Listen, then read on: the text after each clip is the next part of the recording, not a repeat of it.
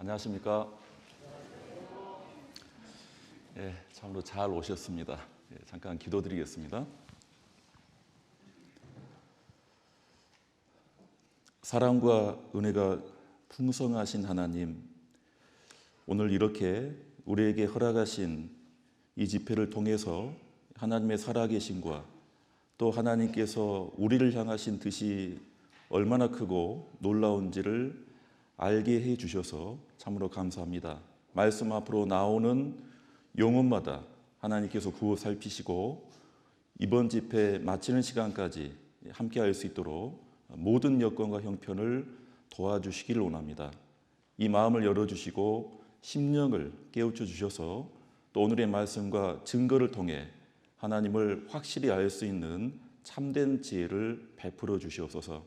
마치는 시간까지 성령님께서 부족한 입술을 주장하시고 듣는 이의 모든 마음을 친히 주관하여 주시기를 원합니다. 우리를 사랑하시는 예수님의 이름으로 기도드렸습니다. 아멘. 참 잘 오셨습니다. 아마 이 자리에는 우리 서울 은평교회 기존 성도님들도 함께 하시고 또 우리 성도님들의 가족분들이나 여러 친구, 지인분들 또 고난받고 오셨을 줄 압니다.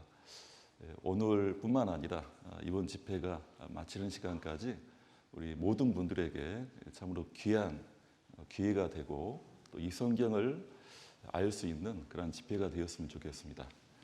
우선 구약 성경 욥기, 구약 욥기 23장을 찾으시겠습니다.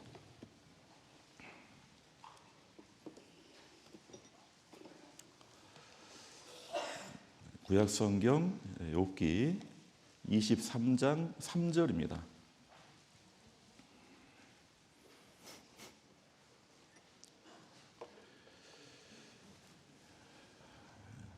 욥기 23장 3절부터 5절까지를 제가 우선 읽어드리겠습니다.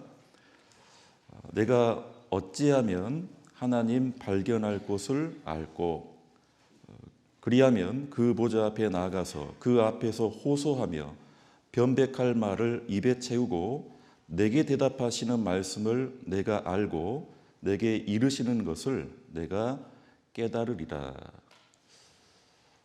이번 한 주간 집회를 위해서 많은 분들이 그동안 준비하고 애써 주셨습니다.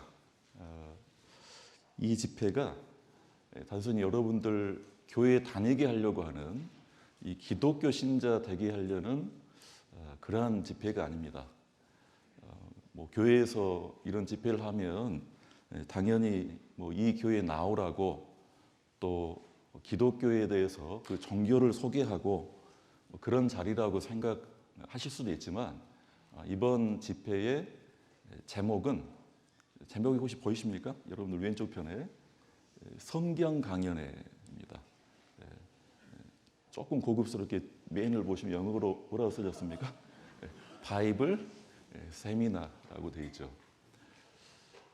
지금도 어떤 나라에는요, 어떤 지역에는 교회당이 하나도 세워져 있는 나라도 아닌데도 교회가 없는데도 성경이 먼저 보급되고 성경이 전해지는 지금도 그러한 지역이 있습니다.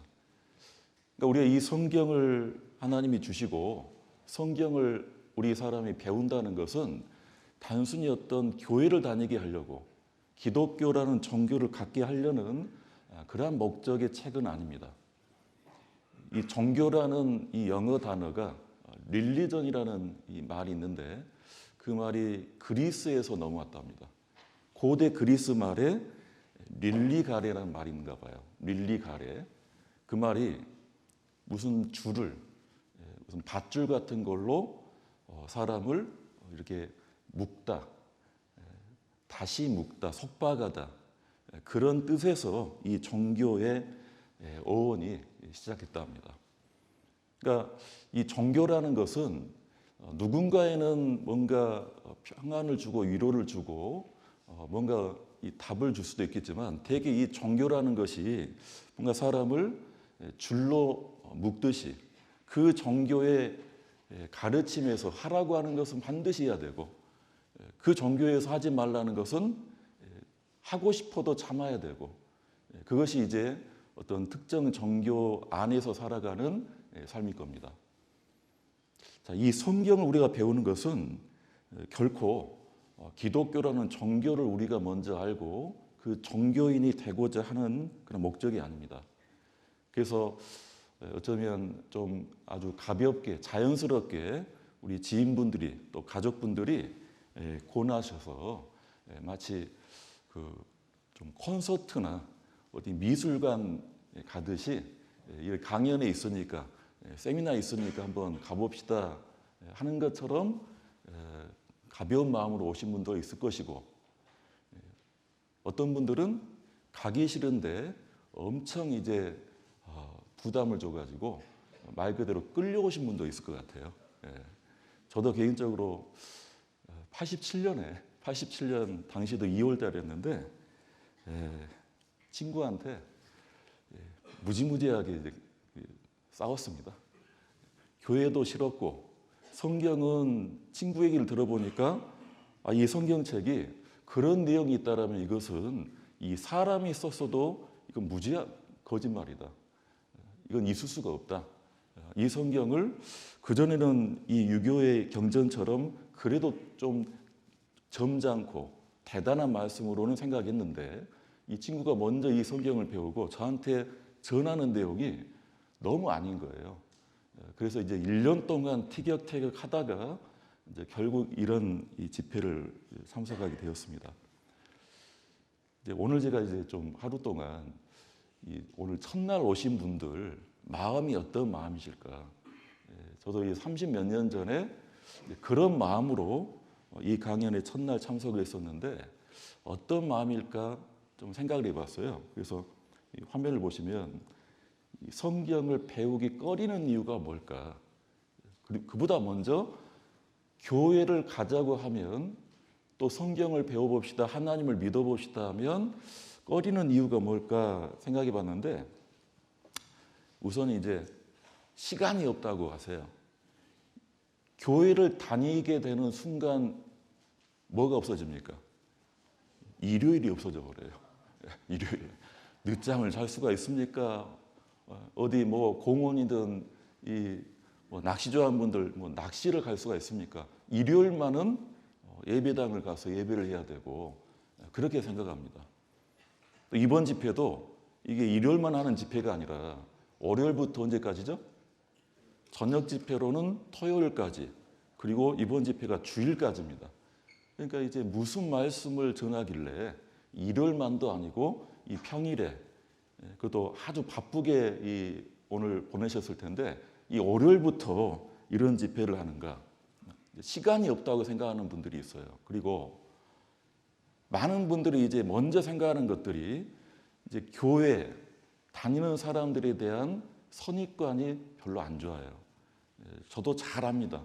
저도 선입관이 되게 교회 다니는 사람들 별로였거든요. 우리 집안에 누님 한 분이 조금 뭔가 좀 외로웠었나 봐요. 그래서 교회를 한 달인가 2달 좀 다녔습니다.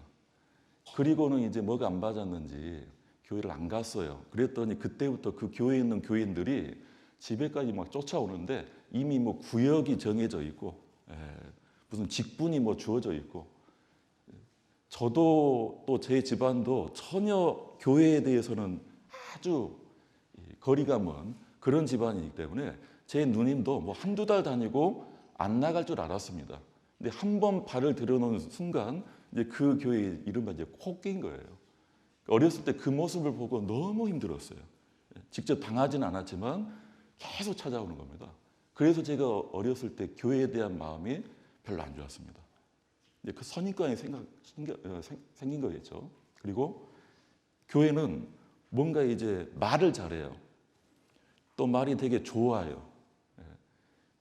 그리고 겪다 보면 그렇게 뭔가 좋은 말로, 좋은 분위기로 정말 그 사람이 그런가?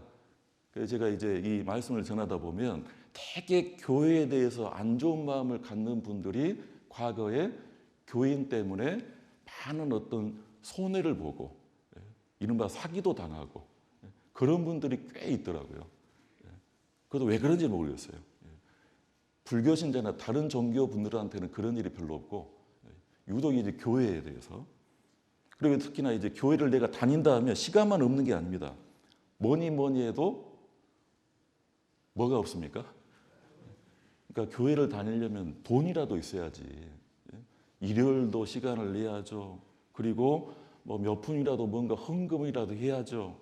종교를 갖는 순간 뭔가 이 물질이 있어야 된다는 그런 부담을 갖습니다. 그리고 결국은 관심이 없는 거예요. 관심이. 생각이 없는 거예요. 하나님이 계신다? 그게 나하고 무슨 상관이고 성경이 사실이다? 성경을 한번 알아보자? 별 관심이 없는 겁니다. 그러니까 시간이 없든지 돈이 없든지 다른 어떤 선입견, 편견에 사로잡혔든지 간에 이 마음에 아무 이 진리에 대한 성경에 대한 그런 마음이 없는 겁니다. 저는 돌이켜보니까 마음이 없진 않고 되게 의심이 많았어요.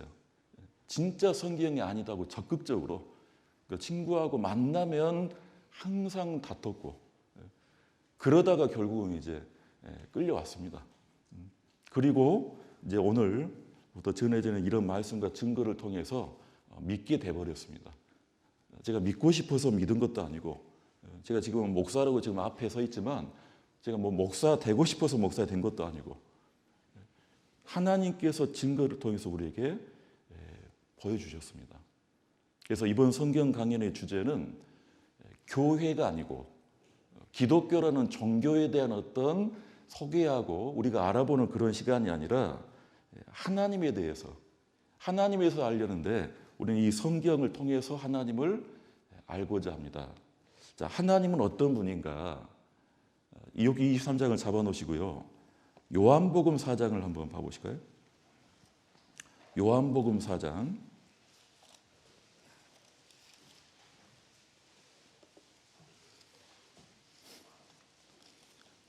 요한복음 4장 24절입니다. 24절. 하나님은 영이시니 예배하는 자가 신령과 진정으로 예배할지니라. 하나님에 대해서 가장 단적으로 아주 정확하게 말씀하신 이 구절, 이 요한복음 4장 24절. 자, 하나님은 화면을 보시겠습니까? 하나님은 한번 읽어보실까요? 영이시니. 하나님은 영이 아닙니다. 제로 영이 아니라 영이시니 신령한 영자입니다.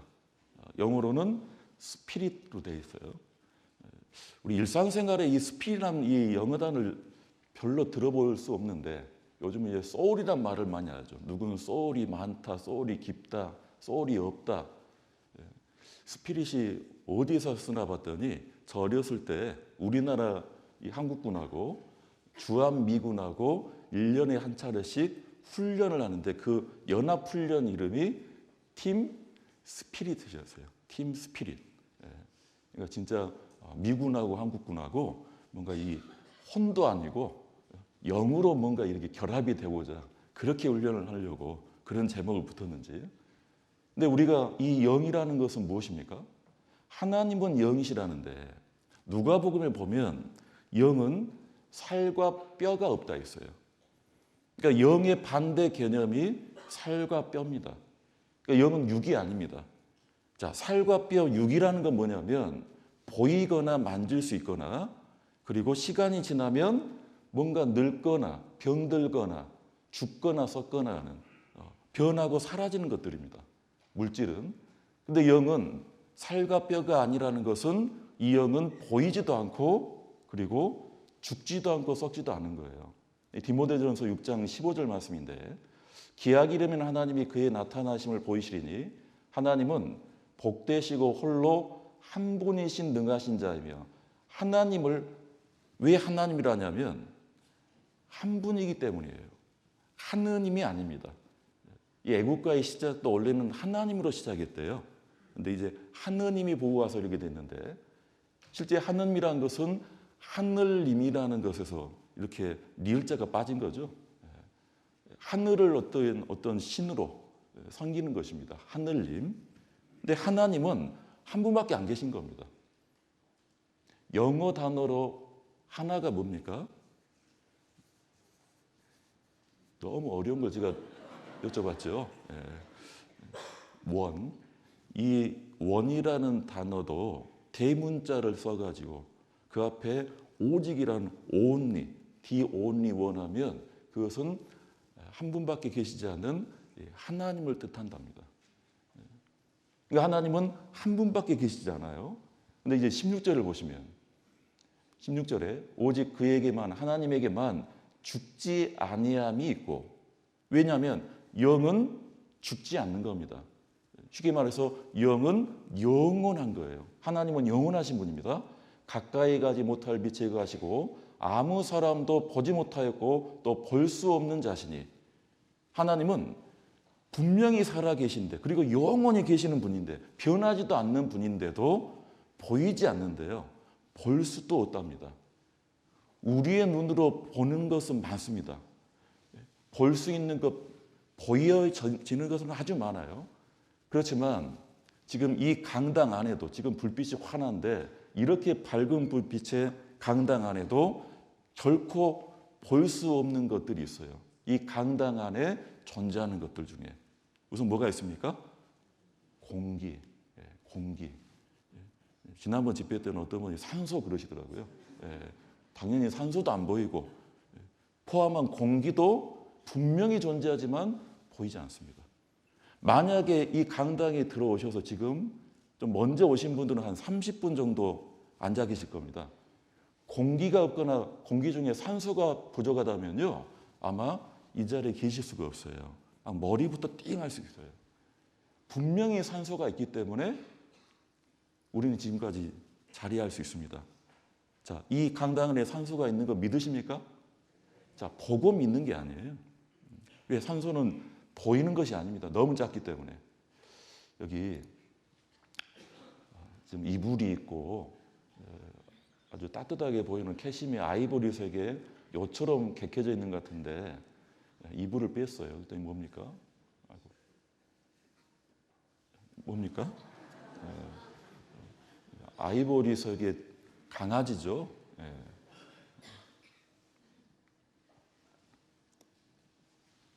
오리입니까? 어떠세요? 오리고기 드신 분은 오리로 보일 거고요. 이게 누군가에는 이게 입이고 눈이고 귀예요. 토끼로 보여요. 어떻게 보이세요? 토끼로 보였는데 오리죠 하면요. 진짜 이게 오리로 보여요. 이게 오리 불이고 눈이고 오리 대가리고. 그러니까 같은 걸 봐도 정확하게 안 보이는 거예요. 제대로 못 본다는 겁니다. 여기 지금 계란이 있는데 좀 5cm라면 약간 작은 계란이겠죠. 자, 계란보다 더 작은 것이 쌀알 5mm입니다. 5mm. 점점 작아져요. 눈송이 2mm. 눈송이가 이렇게 생겼대요.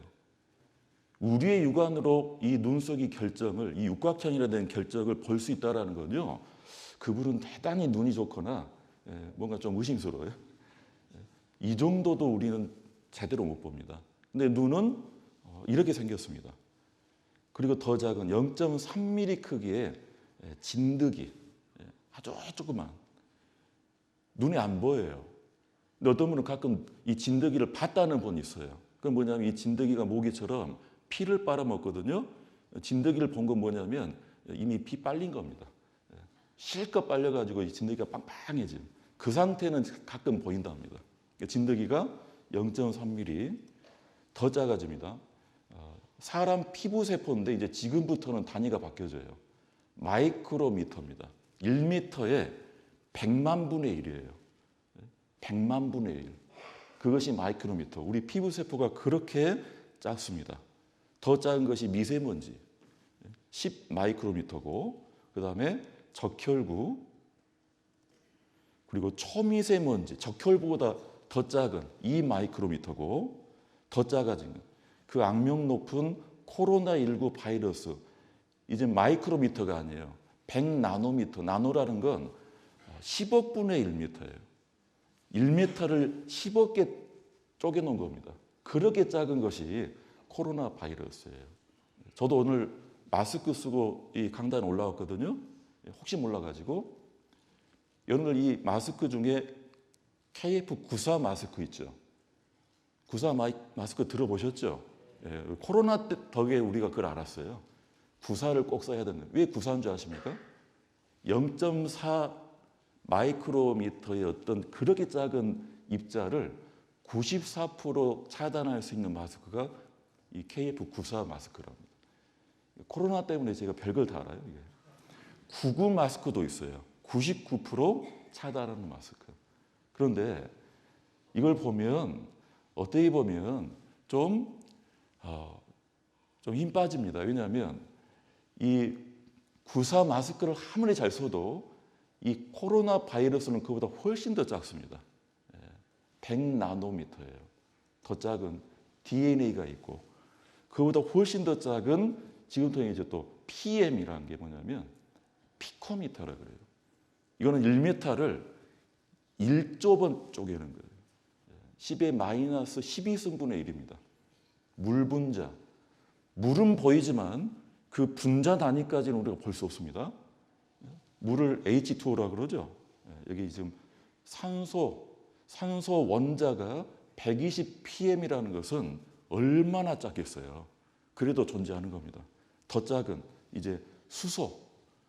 전자가 하나 돈다는 수소 50 ppm. 자, 수소, 산소 볼 수 있습니까, 우리가? 볼 수는 없지만 오늘 식사하시고 물 한 컵 드셨다면 우리는 이 수소와 산소를 이 물로 섭취한 거예요. 한 알갱이가 결코 보일 수 없습니다. 더 작은 것도 있습니다. 전자가 있고 이 핵이 있고 핵 안에 있는 많은 입자들이 있어요. 자, 이 말은 우리의 두 눈으로는 볼 수 없는 것들이 분명히 존재하는데 이런 물질 세계에도 너무 작기 때문에 보이지 않아요.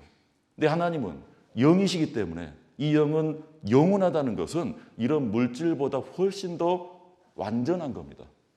그 완전하신 하나님을 우리 두 눈으로 볼 수 있다? 두 눈으로 보고 판단할 수 있다? 무슨 색인지 얼마나 큰지 어떻게 생겼는지 그 순간 그 완전하신 하나님은 그런 불완전한 것밖에 안 됩니다. 왜? 방금 그 오리인지 토끼인지 그 그림을 봐도 이것이 이불인지 강아지인지 얼른 봐도 구분 안 되지 않습니까? 우리의 눈은 또 우리의 어떤 여러 가지 어떤 인식 체계는 그만큼 불완전합니다. 자, 그래서 보이지 않는 것을 보는 방법이 있는데 방금 보신 코로나 바이러스는 전자 현미경으로 대봐야 되고 그리고 밤하늘의 별들은요 천체 망원경으로 봐야 되고 그리고 이거는 레이더인데 이 레이더에서 나오는 전파 또는 수신하는 전파는 눈에 안 보이는데 이런 TV를 가지고 뭐 라디오 전파는 라디오를 가지고 휴대폰 전파는 휴대폰을 가지고 휴대폰 다 있으시죠? 있으십니까? 예. 이 강당에 휴대폰 전파 있을까요? 없을까요? 예. 눈에 보이지 않지만 분명히 있습니다. 어쩌면 오늘 좀 있다가 소리가 날 수 있어요. 이 방 안에 전파가 있긴 있구나. 벨소리가 나면 그렇게 아시면 돼요. 여기도 전파가 투과해가지고 들어있구나. 그 전파가 무슨 그림처럼 선으로 있는 게 아닙니다. 이 휴대폰 전파도요. 이 방 안에 꽉 차 있어요. 거의 공기만큼 꽉 차 있어요. 그런데 우리 눈에 안 보여요. 보이지 않는 것은 너무 빠르기 때문이에요. 거의 빛의 속도로 빠르기 때문에 보이지 않는 겁니다.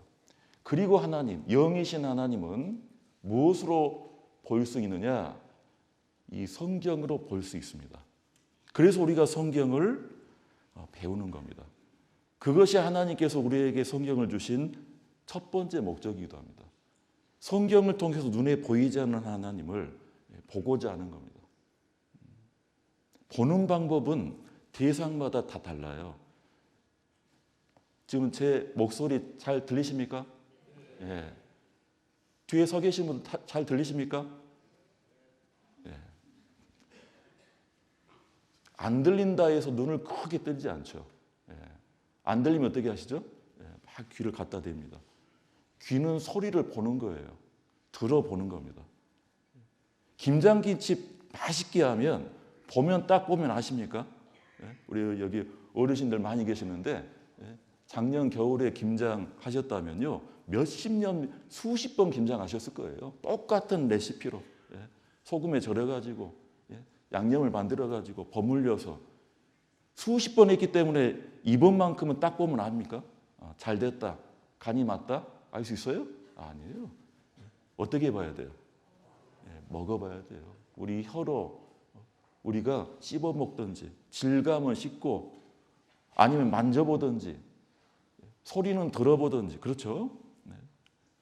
그것처럼 우리가 하나님을 보는 방법은 성경으로 보고 그리고 하나님이 창조하신 이 창조의 만물을 통해서 우리는 하나님을 볼 수 있습니다. 하나님을 보는 방법도 여러 가지가 있는데 가장 확실하고 가장 효과적인 그런 방법은 이 성경이에요. 시간이 들리지 않아요. 뭐 돈이 드는 것도 아니고 시간이 많이 드는 것도 아니고 제가 처음 성경 배울 때는 하루에 한 4시간인가 5시간을 꼼짝없이 안 자고 배웠거든요. 그래도 싸우면서 싫은 마음으로 앉아서 듣는데도 첫날부터 계속 듣는데 이 성경이 그렇게 놀라운 내용이 있는가? 친구가 전해준 내용하고 좀 뭐가 다르더라고요. 이 강사의 내용이. 그래서 강사님이 한 번은 좀 이른바 필 받으면 한 6시간까지 막 하시는. 우리가 이 성경을 통해서 분명히 하나님을 볼 수 있습니다. 같이 한번 읽어보겠습니다. 눈에 보이지 않는 볼 수도 없는 하나님을 보여주시기 위해 뭘 주셨습니까? 성경을 주셨습니다. 성경을. 그래서 우리가 이 성경을 통해서 하나님을 보는 거예요. 자, 이 성경은 언제부터 기록됐냐면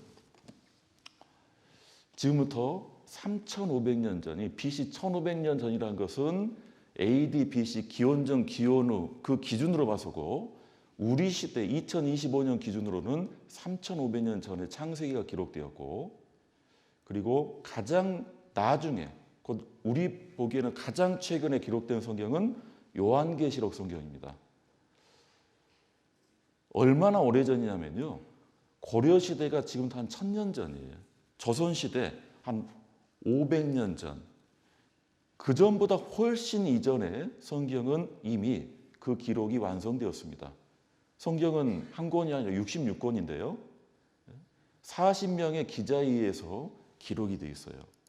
베드로후서에 보면 예언은 이 성경 말씀을 말하는데 예언은 언제든지 사람의 뜻으로 낸 것이 아니요 오직 성령의 감동하심을 입은 사람들이 하나님께 받아 말한 것이다. 받아쓰기 했다는 거예요. 우리 학교 가면 받아쓰기부터 하죠. 선생님 말을 철자가 틀리지 않을지 띄어쓰기 잘하는지 그것 때문에 받아쓰기를 하는지 그 내용을 다 이해하는 게 아닙니다.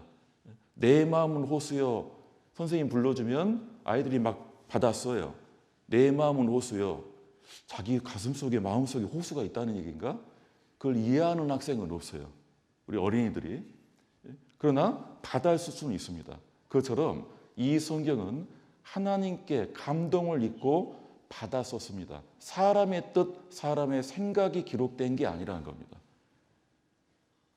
오늘 말씀만 잘 배워봐도 그걸 알 수 있어요. 왜? 이 성경은요. 2000년 전에 이미 기록이 되었기 때문에 그 시대 사람의 생각으로는 그 시대 사람이 어떤 지식과 상식으로는 감히 쓸 수 없는 말씀들이 이 성경에 담겨져 있습니다.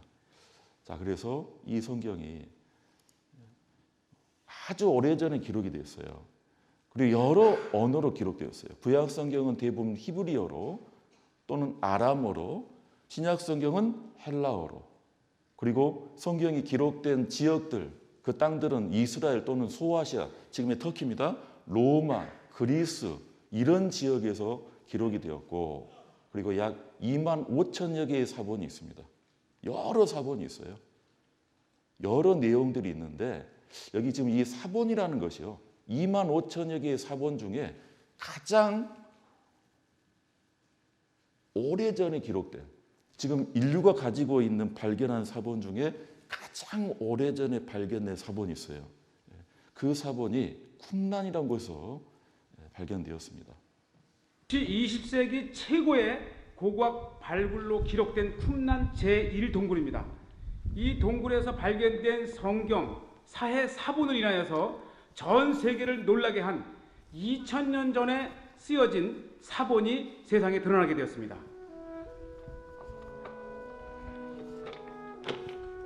이 지역은 외부와 단절된 채 광야에서 살아가던 에센의 종파의 주거지였습니다. 기원 후 70년경 로마군이 쳐들어왔을 때 그들은 사용하던 성경 사본을 항아리에 담아 동굴에 숨겨놓았습니다. 그리고 2000년이 흐른 1947년 염소를 잃은 한 목동이 이곳에 와서 혹시 이곳에 그 잃은 염소가 있나 찾아보다가 어두워서 들어가지는 못하고 돌을 안쪽으로 이렇게 던진 거예요. 근데 쨍그랑하는 항아리 깨지는 소리가 나면서 들어가 보니까 양피지 두루마리 7개를 발견한 거예요.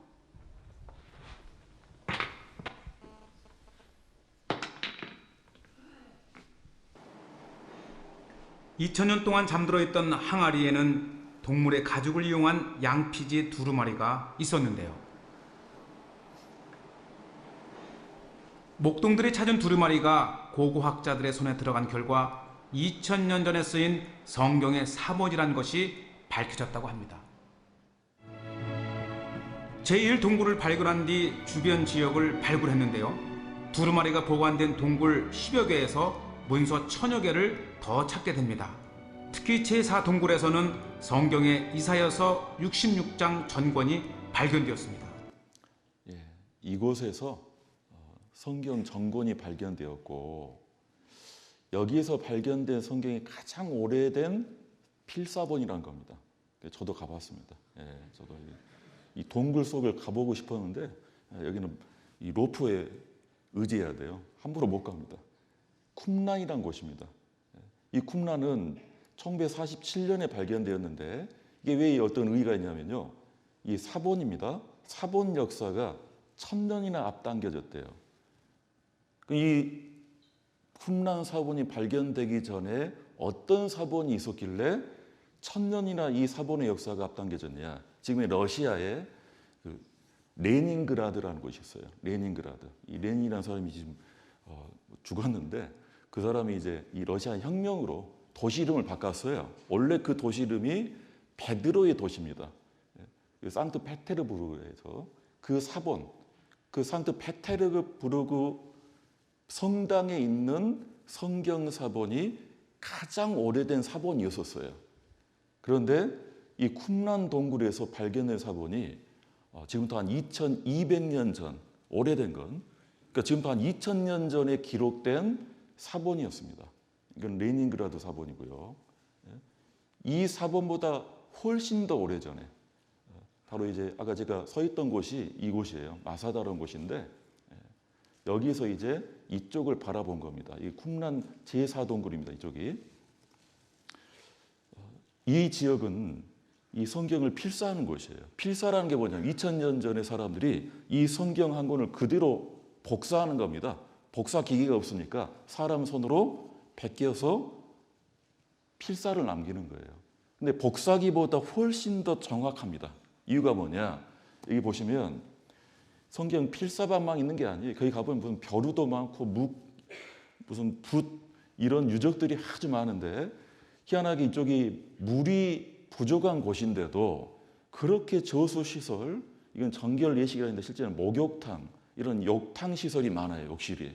왜 그런 거 봤더니 이 사람들이 얼마나 하나님을 지극정성으로 섬기냐면 하나님의 이름이 나오면 필사를 막 하다가도 하나님의 이름이 나오면 이 목욕탕을 갔다 와요. 몸을 정결하게 씻고 이 하나님 이름을 다시 베껴 썼어야 돼요. 이 성경을 한 권을 전체를 다 필사하려면요. 하나님 이름이 몇 번 나오냐면 3800번. 어떤 사람은 7000번 나온 사람도 있어요. 수천 번 나오는데 그러면 이 성경 한 권 베끼려면 몇 번을 목욕해야 돼요.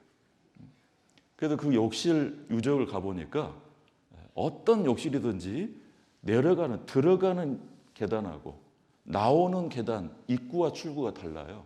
왜 그런 거 봤더니 먼저 하나님 이름 발견하고 목욕하러 들어갔다가 씻고 나오는데 또 다른 사람이 또 다른 성경 기록하다 하나님 이름 보고 목욕하러 들어갈 때 입구가 같으면 이게 어깨 부딪히기만 해도 이게 부정탄다고, 그렇게 이제 입구 출구도 다 다르게 놨대요. 그리고 반드시 몇 개월 된 이 양의 가죽을 써야 되고, 그리고 통으로 써야 되고, 우리가 지금 몇 장 하지 않습니까? 욥기 23장, 디모데후서 6장, 요한복음 4장. 저 성경은 장절 구분이 안 되어 있습니다. 그냥 요한복음 하면 21장까지 있는 거예요. 욥기 하면 42장까지 있는 거예요. 그러니까 1장부터 42장까지 한 번에 써야 되는 거예요. 쓰다가 틀렸다, 우리는 어떻게 합니까? 지우개로 지우든 화이트로 수정하든, 그런데 다 폐기해야 되는 거예요. 그렇게 해서 남겨진 사본이 25,000여 개 사본이고, 그중에 가장 오래된 사본이 이곳에서 발견됐다라는 거예요. 그것이 이스라엘 지하에 그 보물 창고에 들어가 있습니다. 히브리 말, 이스라엘 말로 기록되었어요. 이런 항아리 속에 두루마리 돼가지고, 왜냐하면 그때 당시는 이런 책을 엮을 수 있는 기술도 부족하고 출판 기술도 부족하고 인쇄기도 없을 때이고, 그리고 이런 제지 기술도 없으니까 이 성경책이 되게 두꺼웠어요. 자, 중요한 건 이 성경학자는 사해사본, 이 2200년 전에 기록됐다는 사해사본을 가지고 철저하게 검증을 했습니다. 성경학자가 우리보다 의심이 많아요. 왠지 아십니까? 성경을 보다 보면 마치 10년 전에 기록되었나? 우리 시대 때 이게 뭔가 첨삭된다?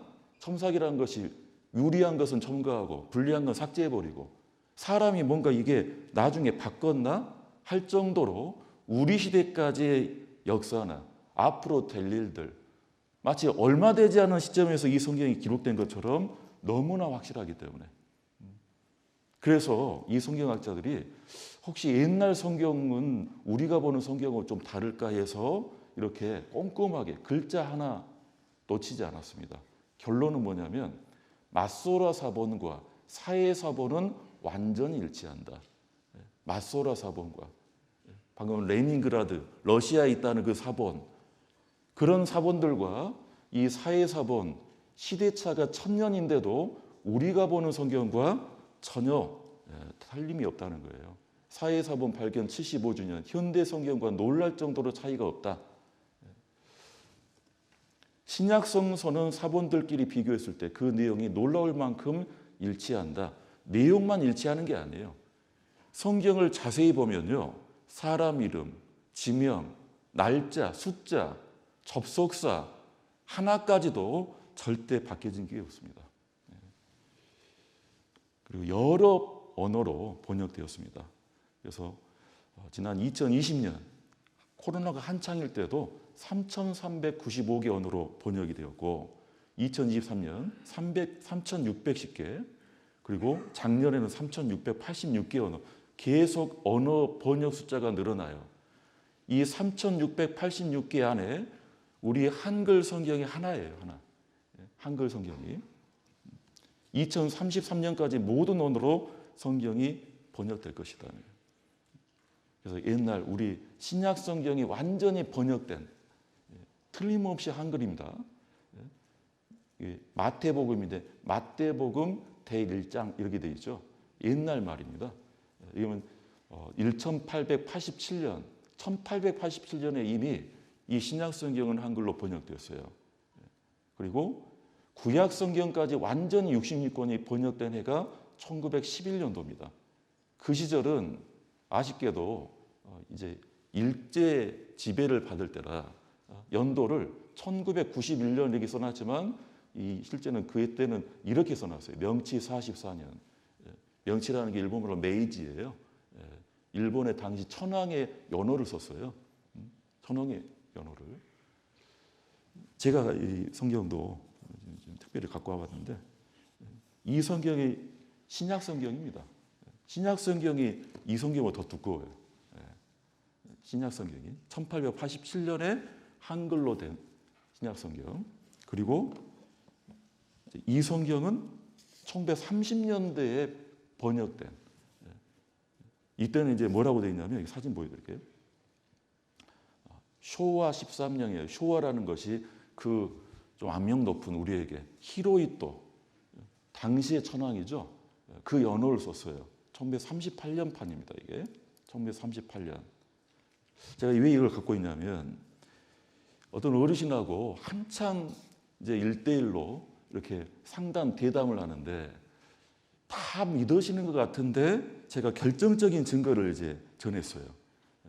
한 내일 모레 아니면 목요일쯤에 배우시게 될 이스라엘 역사. 이스라엘 역사가 지나간 역사도 있지만 이 성경에서는 앞으로 될 또 마지막 때 이루어질 역사가 있거든요.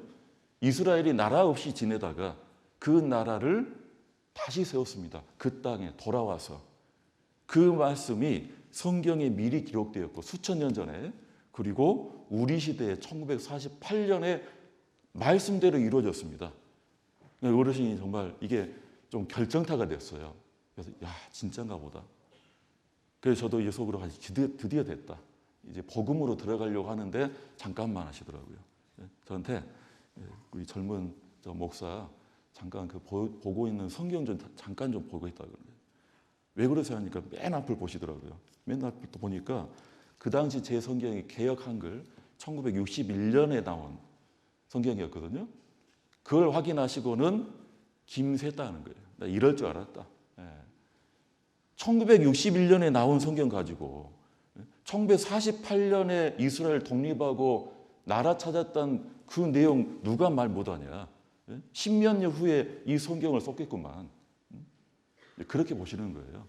그래서 얼른 제 뒤 책장에 있는 이 1938년판 48년에 있을 일을 10년 먼저 기록한 겁니다. 그리고 이 성경은 실제 2000년 전에 기록이 끝난 거예요.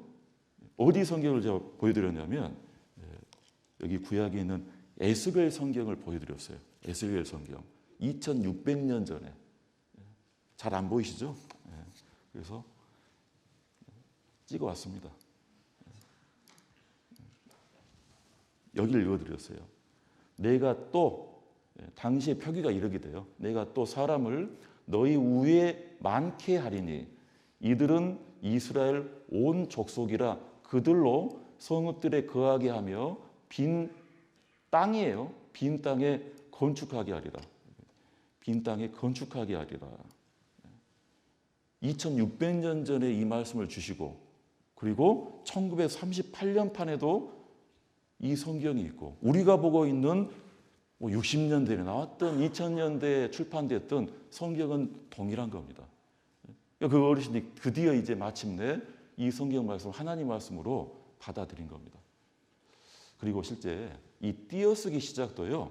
이 선교사님 존 로스고 호모 헐버트란 분인데 이분들이 우리나라에 복음 증거하려고 하나님 믿게 하려고 제가 지금 이 성경을 말씀드린 것처럼 성경을 전하는데 그 당시에는 한자 성경이었어요. 중국어 성경을 한자로 그걸 한글로 번역하는 분들이 이분들입니다. 그런데 얼른 봐도 이런 세로 성경, 옛날 말 성경은요. 얼른 봐도 띄어쓰기가 잘 안 보여요. 그렇죠? 그러다 보니까 여기 계신 이제 헐버트라는 이분이 한글의 띄어쓰기를 처음으로 도입했습니다. 지금 한글날 기념해가지고 이분을 기념한 거예요. 세종대왕께서 띄어쓰기를 만드신 게 아닙니다. 훈민정음은 창제하셨지만 한 500년 가까이 띄어쓰기가 없었어요. 어떤 분들이 안 믿으시더라고. 진짜 없었나. 1890년대에 철로역정, 성경만큼 번역되고 출간됐다는 철로역정, 이 철로역정도 봐보십시오. 읽을 수나 있는가. 이거 분명히 한글인데 표기도 옛날 말이지만 일단 띄어쓰기가 안 되었어요. 그러니까 이제 홀버트라는 이 선교사가 이 한국 사람들 좀 띄어쓰기를 좀 하면 어떠냐. 영어는 띄어쓰기가 다 돼가지고 단어, 어구, 문장이 딱딱 끊어지는데 그렇게 해서 우리에게 이 성경을 효과적으로 전하기 위해 띄어쓰기를 넣었던 겁니다. 마침표 이런 부호까지 다 넣어줬어요. 이 헐버트 선교사가 장비가 말을 타고 장비 가마를 타고 전쟁하러 가마 타고 가는 게 아니잖아요. 그러니까 띄어쓰기가 잘못되면 이제 이런 오류에 빠진다는 거예요. 그렇게 해서 어떤 부족한테는 문자도 없는데 문자를 만들어서 성경을 번역하고 파푸아 뉴기니아에도 성경을 만들어주고, 그리고 역사상 또 한 해에 가장 많이 팔리는 책들, 여러 소설책들이 있어요. 뭐 바람과 함께 사라지도도 있고 해리포터도 있고 목택동 뭐 평전하면 중국인들이 다 봤대요. 그 1년은 몇 억 부 나간답니다. 그런데 단연 최대 출판량은 성경입니다. 자, 그래서 이 성경은 오래된 책이다. 제가 오늘 첫 시간이라 분위기가 되게 서먹서먹하고 저도 목소리 지금 잘 안 나옵니다. 지금까지 제가 한 40분 좀 안 되게 말씀드렸어요. 하나님은 보이지 않는다. 보이지 않는 하나님을 어떻게 본다? 이 성경으로 볼 수 있다. 그리고 이 성경은 언제부터 있었다? 2000년 전까지. 오래된 책이다. 여기까지 딱 들으면요. 저도 그랬거든요. 아니, 그래서 뭐 어쨌다는 거예요. 성경을 통해서 하나님을 볼 수 있고 하나님이 계신다는 게 나하고 무슨 상관이냐는 거예요. 나하고 무슨 관계가 있다는 거예요. 내 이제껏 하나님 없이 하나님 모른 채 살아와서 내가 불편함도 없었고 어려움도 없었고, 뭔가 어려움이 있으면 내가 열심히 하고 의지를 다져가지고 살면 되는데 굳이 내가 지금이 와서야 하나님을 내가 믿고 발견하고 하나님을 따르고 성경을 배워야 될 그런 특별한 이유가, 그 필요가 뭐냐는 겁니다. 아까 처음 시작했을 때 우리 욥기 23장 봐보실까요? 욥기 23장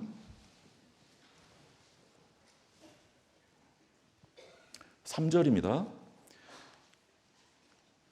내가 어찌하면 하나님 발견할 곳을 알고 그리하면 그 보좌 앞에 나아가서 그 앞에서 호소하며 변백할 말을 입에 채우고 내게 대답하시는 말씀을 내가 알고 내게 이르시는 것을 내가 깨달으리라. 이 욥이 10 자녀를 하루아침에 잃어버렸어요. 가진 모든 재산을 다 빼앗겨 버렸어요. 농사도 다 망해버렸어요. 자신도 지금 악창으로, 피부병 정도가 아닙니다. 이게 죽을 병까지는 아닌데 엄청난 고통과 그 아픔 가운데 있었습니다. 그때 하나님께 그런 탄식의 마음으로 대체 무슨 일로 내가 이런 어려움과 고난을 당해야 됩니까? 그 이유라도 알고 싶었어요. 그래서 내가 어찌하면 하나님 발견할 곳을 알고, 하나님만 내가 발견하고 하나님만 만나면 하나님께 묻고자 한다는 겁니다. 하나님께 무엇인가 답을 얻고자 한 겁니다. 5절입니다. 자, 5절을 함께 읽겠습니다. 내게 대답하시는 말씀을 내가 알고 내게 이르시는 것을 내가 깨달으리라. 욥은 이런 사람이었어요. 하나님이 인정하는 욥은 믿음의 사람이었습니다. 자, 그런데 또 이런 사람들도 있어요. 욥기 22장 17절. 욥기 22장 17절입니다. 그들이 하나님께 말하기를 우리를 떠나소서 하며 또 말하기를 전능자가 우리를 위하여 무엇을 하실 수 있으랴 하였으나 하나님이 좋은 것으로 그 집에 채우셨느니라. 악인의 계획은 나와 판이하니라. 자, 이런 사람들도 있습니다. 자, 화면 보시면, 그래서 그들이라는 사람들은요, 하나님이 계신지를 알기 때문에 하나님께 말을 하는 겁니다. 그렇죠? 말한다는 게 하나님께 뭐 기도를 한다 할지. 근데 하나님께 말을 하는 것이 우리를 떠나소서, 우리와 함께 하소서가 아니에요. 마치 하나님께 따지듯이 떠나라는 거예요. 필요 없다는 얘기입니다. 또 말하기를, 자, 하나님을 누구로 얘기합니까? 전능자. 자, 이 사람들은 하나님이 계심도 알고 있고 하나님께 기도도 하고 하나님이 능력이 많고 전능자라는 것도 이미 알고 있어요. 그런데도 아니, 하나님이 전능자, 능력이 많으면 뭐 하십니까? 함께 읽겠습니다. 우리를 위하여 무엇을 하실 수 있으랴 하였으나. 그러니까 떠나란 얘기예요. 그 능력 많은 하나님이 나를 위해서 뭘 해줄 겁니까? 무엇을 하실 수 있습니까? 무슨 건강을 줄 수 있습니까? 큰 복을 뭐 돈을 한 다발 줄 수 있습니까? 하고 싶은 일을 이루어줄 수 있습니까? 이 사람들은 하나님 필요 없다는 얘기입니다. 자, 18절 말씀에 하나님이 좋은 것으로 그 집에 채우셨느니라. 악인의 계획은 나와 판이하니라. 하나님은 좋은 것, 우리 구약 성경에는 이 좋은 걸 단어 하나로 낙이라 그래요. 기쁠라. 신약은 복이라고 합니다. 그래서 신약은 시작할 때 마태 복음, 그죠? 요한복음, 누가복음. 어쨌든 하나님은 우리에게 복 주시기를 원하시고 좋은 것으로 그 집에, 그 집이라는 것이 우리 인생을 얘기해요. 우리 인생에 그 좋은 것을 채우시기를 원하는데 이걸 모르는 사람들은 하나님이 계시면 뭐 할 거고 하나님이 능력이 많으면 대체 나를 위해서 뭘 하실 수 있습니까?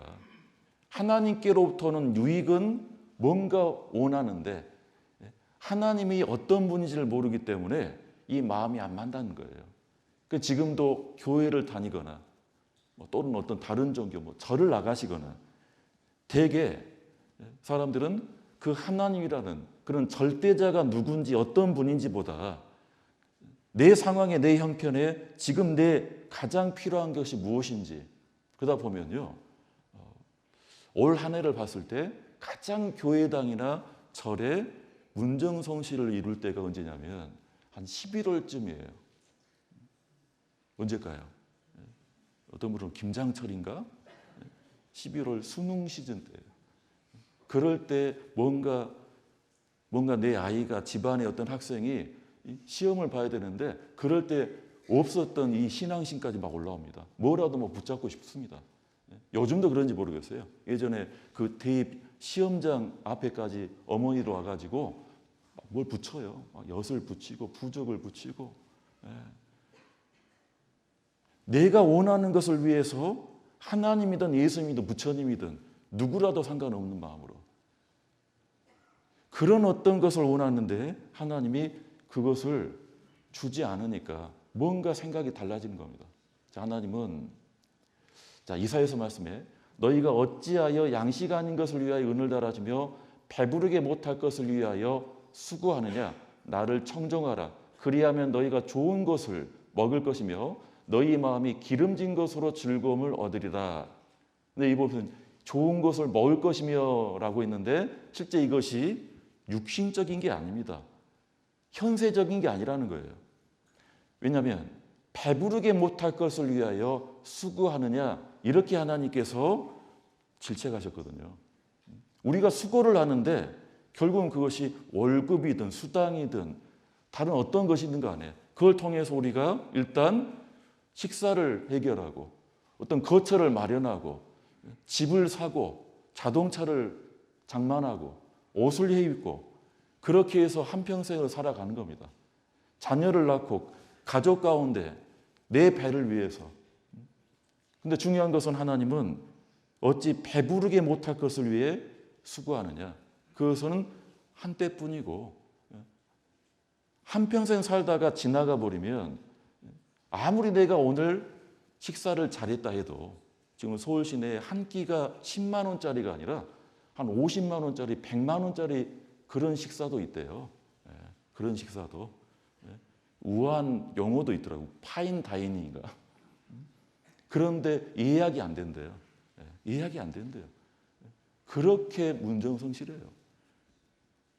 오늘 어떤 분이 점심으로 50만 원짜리 한 끼를 드셨다면 지금 8시 반 정도 되는데 지금 이 시간까지 배고프지 않고 든든하실까요? 어떨까요? 입은 즐거웠고 그 순간은 뭔가 기쁨을 가질지언정 막 사진도 찍고 그러시겠죠. 그래도 지금 이 시간에는 다시 배고파서 뭐라도 먹어야 됩니다. 그래서 하나님 이렇게 말씀하신 겁니다. 너희는 귀를 기울이고 내게 나와 들으라. 그리하면 너희 영혼이 살리라. 내가 너희에게 영원한 언약을 세우리니 곧 다윗에게 허락한 확실한 은혜니라. 배부르게 못하는데 하나님은 배부르게 해주시겠다. 무슨 뜻입니까? 하나님은 좋은 것을 먹고 기름진 것을 즐겁게 해주시겠다는 거예요. 그것은 우리 육신이 사는 게 아니라 너희 영혼이 살리라. 하나님은 끊임없이 우리에게 영적인 것을 계속해서 주시고자 합니다. 그런데 우리는 영적인 부분에 너무 둔감해요. 아무 필요나 신경도 쓰고 살지 않았어요. 겨우 어떤 내 감정 정도는 생각을 합니다. 그러나 내 영혼이 있는 건지, 그 영혼이 무엇인지, 영이신 하나님이 참으로 존재하셔서 그 영이신 하나님이 내게 영적인 만족을 주시는 건지 잘 모른다는 거예요. 우리나라 행복경제연구소에서 이런 이 통계 자료를 냈어요. 한때 90년대에 이번 행복 수명이라고 되어 있는데요. 내가 이제 행복하다, 아니 더 이상 행복하지 않다. 평균 수명은 그 나이대가 90년대에는 44세, 49세까지 올라갔대요. 실제도 이랬을 것 같아요. 왜냐하면 옛날은 참 좋았다, 괜찮았다. 뭔가 불편한 게 있고 지금보다 못하지만 옛날은 그래도 40대, 50대 정도까지는 행복하다. 그런 어떤 행복 수명이 있었는데 그 이후에는 뚝 떨어져 버려요. IMF를 이 기점으로 난 더 이상 행복하지 않다. 지금은 어떠냐면요. 지금도 제가 행복경제연구소가 지금도 있더라고요. 지금도 이 2020년, 22년 평균을 냈는데 지금은 꺾인 때가 언제입니까? 30대예요. 더 이상은 행복하지 않다. 난 불행하다. 이건 평균이기 때문에 20대 또는 10대 학생들도 나는 너무 불행하다. 너무 고통스럽다. 지금 우리 사회가 그렇게 변해가고 있습니다. 가난한 사람도 돈 많은 사람도 아무도 행복하지 않다. 20대는 취업 문제로, 30대는 집값에, 50대는 노후 대책으로, 20대는 등록금. 그러니까 대학을 나오면 빛나는 졸업장과 함께 뭘 받습니까? 이제 은행 이제 대출 증서를 받아요. 알바라도 해야 돼요. 30대 보육비, 40대 전월세, 이 집값, 이 이자 걱정하는 거죠. 50대의 퇴출.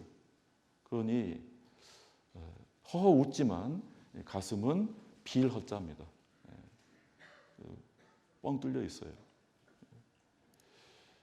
한 대학 캠퍼스에 이 로댕에, 이 조각가 로댕에 생각하는 사람, 이 대학에 이런 어떤 이 동상들이 곧잘 있는데 밑에 보면 나는 누구이고 너는 누구인가.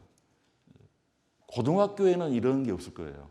왜냐하면 이 대학교의 설립의 실제 목적이 최초의 어떤 대학교가 존재한 이유가 자신이 누구인지를 한번 생각해 보라고, 탐구해 보라고, 여러 전공을 통해서 생각하라. 그 속에 모든 답이 있다. 그리고 이 동상 앞에는 이렇게 되어 있습니다. 나는 누구이고 무엇을 위해 어떻게 살아야 하나. 그런데 지금 대학생들은요. 나는 누구이고 고민합니까? 고민할 새도 없어요. 무엇을 위해, 인생의 목적이 무엇인가? 그것이 먼저가 아니에요. 어떻게 살아야 되나? 그것만 있어요. 이 무엇을 위해 목적과 나는 누구인지 자신의 정체성 이런 건 생각할 틈이 없습니다. 그래서 지금 이 시간에 어떤 대학교 도서관을 가봐도 지금 이 시간까지 불 켜놓고 꿈쩍 않고 공부하는 학생들은요. 둘 중에 하나예요. 내일 시험이 있든지 아니면 공무원 고시나 진짜 고시생들. 30년 전에 저도 마찬가지였습니다. 도서관에 있다가 쓱 이렇게 보면요. 절대 움직이지 않는 학생들이 있어요. 저 학생은 무슨 공부를 하는 거 보면요. 내일 시험 보는 거예요. 아니면 의대생 아니면 법대생. 그 중에 아니면 또 운전면허 시험 본다고 이제. 자기 전공 과목 평소에 공부하는 학생들은 그렇게 드물었습니다. 지금 러시아에 가 계신 목사님이 저보다 한 10학번 빠르신 분이고 10년이 먼저 되신 분인데 80년대 학번이세요. 그분은 그 얘기 하시더라고요. 요즘 대학생들 보면 그러니까 지금 한 20몇 년 전 얘기입니다. 그 시절에도 요즘 대학생들을 보면 참 우리 때는 막걸리를 한 잔 부어라도 무슨 잔디밭에 이렇게 둘러앉아도 전공과 상관없이 데칸쇼밖에 없는데 데칸쇼밖에 없었대요. 그래서 제가 여쭤봤어요. 데칸쇼가 뭡니까? 데카르트, 칸트, 쇼펜하우고요. 벌써부터 잠이 오시죠? 이 철학자들의 이름이에요. 데카르트, 칸트, 쇼펜하우고. 뭐 실존주의인지 뭐 인생을 논했는지, 진짜 이 세상이 어떤 세상이 돼야 되고, 그리고 나는 누구이고 뭘 위해서 살아야 되고, 그렇게만 생각했다는 거예요. 최근에 어떤 이 젊은이 그 말 하더라고요. 지금은 데칸쇼가 아니라 에루샤는 안다고. 에루샤가 뭔가 있어요. 우루상가 있는데 에루샤가 에르메스, 루이비통, 샤넬. 요즘 대학생 젊은이들은 그것은 또 잘한대요. 자, 그러니 이 소크라테스가 너 자신을 알라, 이 너 자신을 알라라는 말을 가장 최초로 그 질문을 던진 인물, 소크라테스는 어떤 삶이 진정으로 가치 있는 것인가를 물은 최초의 인물이었다. 뭐가 됐든 원조가 최고죠. 가장 먼저 물어봤어요. 근데 너 자신을 알라라는 말이 이게 어떤 비꼬는 말이 아닙니다. 너 자신을 알라라는 말은 흔히 우리가 이해하는 것처럼 네 주제를 파악하라 라는 뜻이 아닙니다.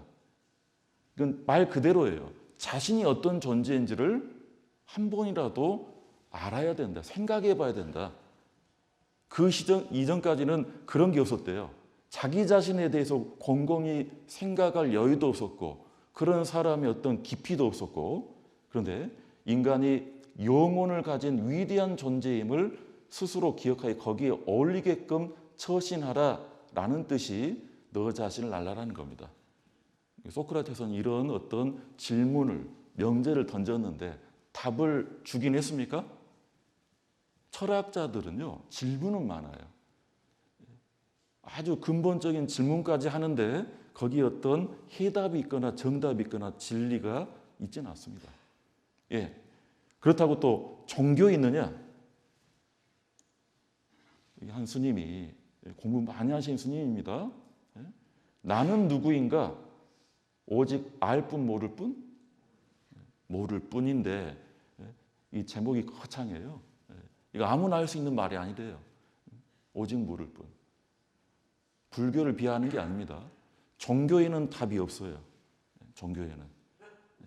철학이나 종교나 인간의 어떤 공부, 연구를 통해서 사람이 자기가 누구인지를 알려면 왜 답을 얻을 수 없냐면 자기가 어디로서 비롯됐는지, 누가 나를 만들었는지, 내 목적은 무엇인지, 그것은 하나님이 어떤 분인지를 모르면 답을 얻을 수 없습니다. 지금 강남이나 여의도에 많은 직장인들 점심시간에 이게 막 먹거리 차고 사원증 차고 점심시간 1시간 국밥집이든 뭐 중국집이든 가가지고 식사하는 많은 직장인들 있지 않습니까?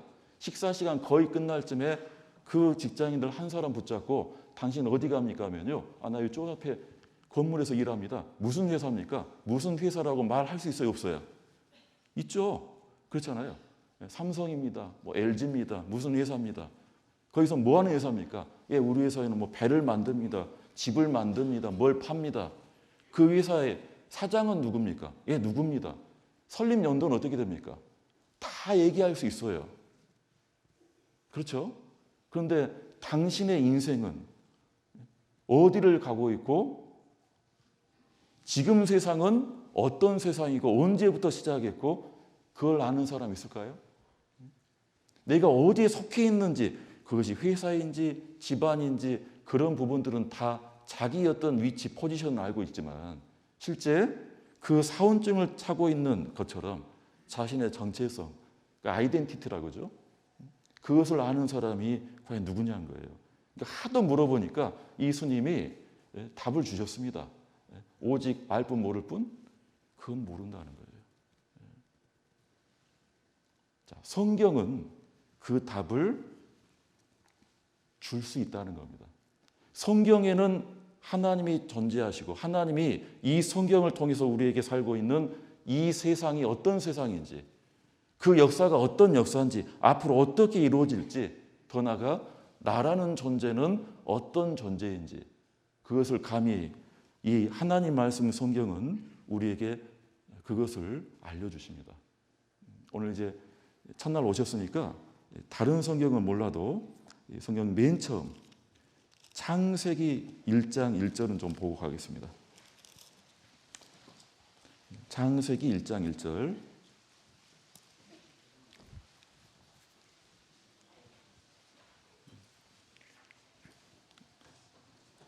의외로 창세기 1장 1절 찾기가 참 시간이 걸려요.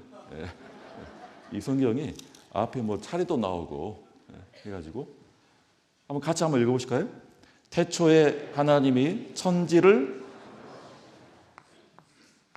자, 하나님께서 지금 맨 처음 말씀으로 주신 말씀이 태초에라고 시작하고 하나님이 천지를, 이 우주 만물을 얘기해요. 이 천지라는 것이 우리가 보고 있는 이 하늘만을 얘기하는 게 아닙니다. 그래서 이 대우주, 영어 성경에 유니버스라고 되어 있습니다. 이 천지가. 그것을 뭐 하셨다고요? 창조하셨다. 여러분들, 이 창조라는 단어는 하나님만이 쓸 수 있는 단어입니다. 인간이 감히 이 창조라는 단어를 쓸 수 없어요. 오늘 점심에 제가 떡국을 먹었어요. 올해 처음으로, 2025년 처음으로. 떡국을 제 아내가 창조해 줬습니다. 가능합니까? 멸치 육수를 내가지고. 그러려면요, 멸치까지 창조해내야 돼요. 그 물까지 아까 보셨던 그 H2O, 전자까지도 창조해야 돼요. 떡국을 창조하고 미역국을 창조하고, 그건 창조란 말을 쓰면 안 돼요. 요리해 줬다. 있는 재료를 가지고 만들어 줬다. 물론 사람은 하나님께로부터 왔기 때문에 이 창조라는 말이 좋은 말이에요, 나쁜 말이에요? 좋은 말이죠. 그러니까 옛날 이 선생님들이 가끔 우리들 이 어떤 평가할 때 그 생활 기록부 같은 데 있잖아요. 누구누구는 좀 창조성이 뛰어나다. 그런 말이 좋은 말이죠. 하나님께로부터 왔기 때문입니다. 인간은 이 창조라는 개념은 알고 있어요. 근데 이 창조는 그냥 대충 저절로 되어지는 것이 아닙니다. 반드시 하나님께서 하나님의 지혜, 지식을 가지고 정말 신묘막측하게 계획을 통해서 설계가 되는 겁니다. 설계가 되는 거예요. 그 지식을 통해서 창조가 되는 겁니다. 그리고 목적을 먼저 세우고 그 목적을 이루고자 계획을 세우는 거예요. 그냥 무작정 계획을 하다 보니까 그 목적이 생기는 것이 아니라 목적부터 세운 다음에 계획이 되는 거예요. 그 목적은 대상이 특정이 돼야 돼요. 어떤 집을 만들겠다. 그 집에 대한 설계도부터 빼는 게 아닙니다. 그 집의 목적, 그 집의 어떤 대상이 뭐냐예요. 사람 집이냐, 아니면 개가 사는 개집이냐, 아니면 가축이 사는 축사냐, 아니면 제품을 만들어내는 공장이냐, 어떤 건물의 목적과 대상이 특정이 되고 설계도를 빼고 그대로 만들어가는 것, 그것도 어떻게 보면 우리 인간이 하는 이 건축 행위인 거죠. 하나님도 창조하시니라 이 말씀 안에 그 계획과 지혜가 다 들어가 있습니다. 목적도 다 들어가 있습니다. 자, 그래서요, 우리 신약성경 로마서 말씀입니다. 창세로부터 그의 하나님의 보이지 아니하는 것들, 하나님은 보이지 않아요. 영이시기 때문에. 곧 그의 영원하신 능력과 신성이 그 만드신 만물에 분명히 보여 알게 되나니 그러므로 저희가 핑계치 못할지니라. 무슨 핑계를 못하냐면 하나님께서 만드신 만물을 보면서도 하나님 직접 볼 수 없다고, 하나님은 그 능력과 신성은 보이지 않아요. 영이시기 때문에. 그러나 하나님께서 만드신 만물은 분명히 보이고 존재하는 겁니다. 그걸 통해서 우리는 하나님 볼 수 없어서, 믿기 어려워서 믿지 못했습니다. 하나님 알지 못했습니다. 그런 핑계를 못 댄다는 거예요. 교회 다니기 싫어서 하나님 몰랐습니다. 그것은 핑계밖에 안 된다는 겁니다. 우리는 이미 하나님께서 만들어 놓으신, 창조하신 이 창조물 대자연을 보고만 있는 게 아닙니다. 지금도 우리는 마시고 있고 누리고 있습니다. 그 생명과 호흡을 통해서 이미 우리는 이 생명을 가지고 살아가고 있어요. 자, 그래. 이 하나님께서 우리에게 보여주시는 게 많은데, 이 설계라는 게 뭐냐면 자동차 한 대를 만들어도요, 부품 수가 한 15만 개, 지금은 더 많을 것 같아요. 더 복잡하죠. 전자장치도 엄청 많습니다. 이 제네시스 자동차를 이제 다 해체해 봤어요. 바퀴도 있고 유리창도 있고 문짝도 있고 의자도 있고 그리고 여기 있는 엔진, 자동차의 생명이라는 이 엔진, 이 엔진에 있는 뭐 실린더도 있고 크기도 모양도 다르고 뭐 이름도 모를 여러 부품들이 있는데 무엇인가 용도와 목적이 있으니까 이런 모양을 가졌을 거고 제 위치에 자리했을 거고 뭐 드라이버로 뭐 이 쪼여졌을 거고 다 이렇게 생겼습니다. 저절로 된 게 있을까요? 아무 의미 없이 목적 없이 설계된 게 있을까요? 자동차 한 대가 이렇게 해서 이루어져서 뭐 시속 100km, 200km를 달리는 거겠죠. 비행기는요. 300만 개 이상의 부품이 들어갔어요. 우주선은 500만 개 이상이래요. 그러니까 자동차보다 더 크고 무거운 것이 이 하늘로 떠야 되기 때문에 얼마나 대단한 이 정교한 부품이 들어갔겠습니까? 지금 미국에 계신 어떤 선교사님이요. 대한항공의 엔진만 연구하는 일만 하셨어요. 엔진만. 그때 알았어요. 아, 비행기 엔진이 그렇게 복잡하고 공부 많이 해야 되고 하는 줄을. 그래야 이게 뜨죠. 시계는요. 시계는 그보다 못하지만 진짜 이 시계공학도 대단한 겁니다. 부품수가 150개인데 여러 바퀴들, 뭐 기어들, 나사들 많은데 우리가 눈으로 보는 것은 시침, 분침 그리고 뭐 용두랍니까? 그 정도만 보이는 거죠. 그 안에 많은 부품들이 있습니다. 우리 정동진 새해 1월 1일 되면요, 이 정동진에 해돋이 보신다고 명절보다 더 많은 분들이 가요. 정동진 서울 기점으로 가장 동쪽에 위치했다는 그 정동진. 거기 가보면 여기 보면 이제 모래시계가 있어요. 이 모래시계가 제가 기억하기로는 삼성이 기증했어요. 엄청 큽니다. 이 모래시계가. 이게 1년짜리 모래시계예요. 이게 다 떨어지면 다시 이걸 바꿔가지고 1년 동안. 그 앞에 뭐가 있냐면 정동진 박물관은 이게 시간 박물관. 제가 강릉에 있을 때는 시계 박물관이라 했었거든요. 폐기차를 누가 사와가지고 박물관으로 해놨어요. 그래서 이쪽으로 이제 입장을 해가지고 첫 번째 칸부터 쭉 봅니다. 뭐 세계의 아주 다양한 복잡하고 특별한 시계들 다 모아놨거든요. 이 첫 번째 칸에서 두 번째 칸으로 옮길 때 이 중간 통로에 100만 원짜리 정도의 손목시계를 진품으로 딱 전열을 해놨어요. 그래서 그때는 그런가 보다 했거든요. 그때 가이드가 두 번째 칸에서 저 세 번째 칸으로 옮길 때는 더 비싼 시계가 있을 겁니다. 그렇게 해서 계속 비싼 시계, 한 1,000만 원, 1억짜리 이런 시계가 있는데 가장 마지막 쪽에는 한 100억 원이 넘는 손목시계가 있다는 거예요. 그 말 듣자마자 여기서 설명이 안 들어왔어요. 빨리빨리 갑시다. 그래서 빨리빨리. 대체 어떤 시계이길래 100억짜리 시계가 있는지. 그 마지막까지 갔습니다. 갔더니 진짜 있더라고요. 다만 아쉽게도 실물이 아니라 사진으로. 어떤 시계이길래 이 0이 몇 개입니까 지금? 이 보면 137억 원짜리예요. 호주머니 들어가는 시계예요. 무슨 별자리까지 다 나오고 스위스제 장인이 얼마나 정교하게 만들었는지. 그래서 제가 물어봤습니다. 이 100억 원 넘는 시계는 우리가 차고 있는 시계보다 훨씬 더 정확하냐? 오차가 없냐? 그랬더니 더 오차가 잘 난대요. 100억 원이 넘는데도. 그 시간을 보려는 목적은 아닌가 봐요.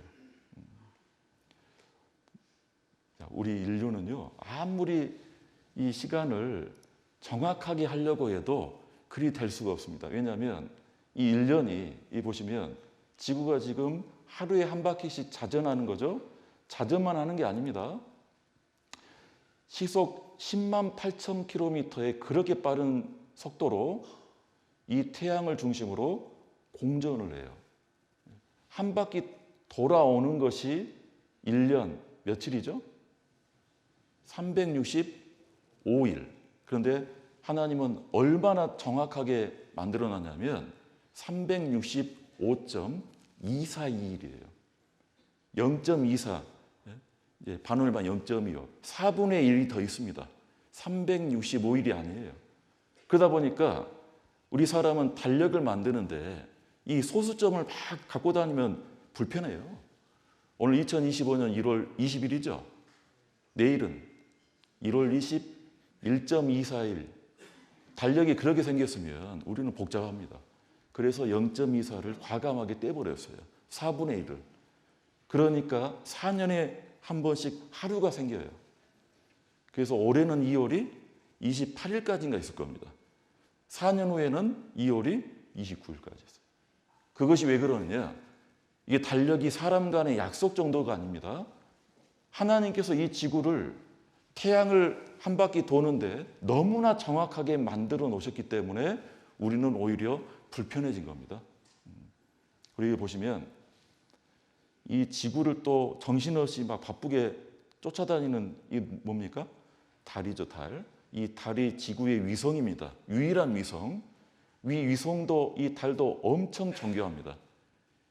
그래서 이 달이 지구를 한 바퀴 도는 것이 음력으로 한 달이고 달의 모양은 바뀝니다. 어쨌든 반달이고 보름달이고 초승달이고 오른쪽이 보이기도 하고 왼쪽이 보이기도 하고 그런데 우리는 이 달이 입체 9인데도 반드시 한쪽 면만 봐요. 우주선을 타고 이 달의 뒤를 가지 않은 이상은 우리는 달의 앞면만 봐요. 그 이유가 뭐냐면 이 달이 한 번 딱 도는 데가 27.3일 걸리는데 이 달의 자전 주기도 27.3일이에요. 달의 공전 주기와 자전 주기가 동일해요. 그러니까 우리는 달의 옆면이나 뒷면을 볼 수가 없습니다. 저절로 이렇게 됐을까요? 저절로? 사람이 만든 100억짜리 시계도 오차가 있다는데 이거는 하나님 아니면 이 설명이 불가능합니다. 우리 이사야서 45장 18절 말씀에 여호와는 하늘을 창조하신 하나님이시며 땅도 조성하시고 경고케 하시되 헛되이 창조치 아니하시고 사람으로 거하게 지으신 자신이라 그 말씀에 나는 여호와라 나 외에 다른 이가 없느니라. 하늘과 땅을 창조하신 하나님은 누구를 살아라고 그 목적과 대상이 누구냐면 다름 아닌 사람입니다. 사람을 위해서 창조하시고 사람 때문에 다른 동물, 식물, 이 지구가 결국 존재했다라는 거예요. 사람을 살 수 있게 해줬어요. 지구는 태양에서 적당한 거리, 지구가 태양에서 1억 5천만 킬로미터 아주 적절하게 정확하게 위치해 있는데 지구보다 좀 더 앞에 있는 이 행성들, 가장 앞에 있는 이 행성이 수성이거든요. 수성은 대낮 온도가 섭씨 1000도예요. 살 수 있습니까? 금성은요 300도에서 500도까지 올라갑니다. 쇠도 녹아버립니다. 지구는 물이 액체로 존재할 수 있는 평균 온도가 한 20도 정도예요. 더우면 한 40도 정도 올라가죠. 50도, 60도까지 올라가진 않아요. 약간 뒤에 위치한 이 화성, 추울 때는요 영하 50도, 100도까지도. 평균 온도가 영하 30도입니다. 물이 액체로 존재할 수가 없습니다. 이 지구만이 유일한 생명체가 존재하는 행성입니다. 태양이 좀 더 가까워지면 북극공이 아주 더워 죽고 멀어지면 사자 가족이 얼어 죽는다는 거예요. 우리 창세기 1장을 펴셨습니까? 오늘 이 말씀을 좀 보겠습니다. 창세기 1장 9절입니다.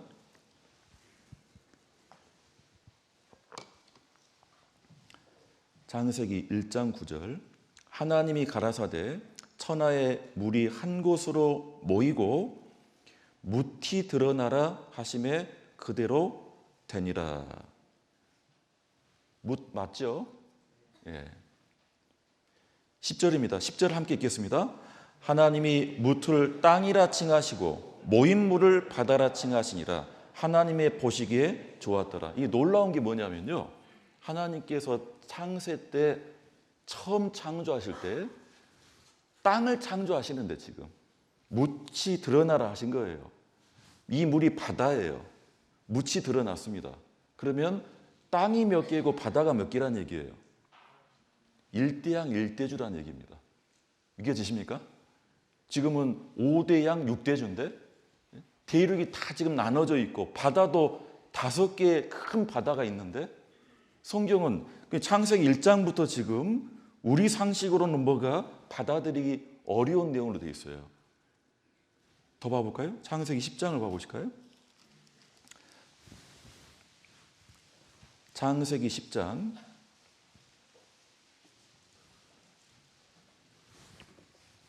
창세기 10장 25절입니다.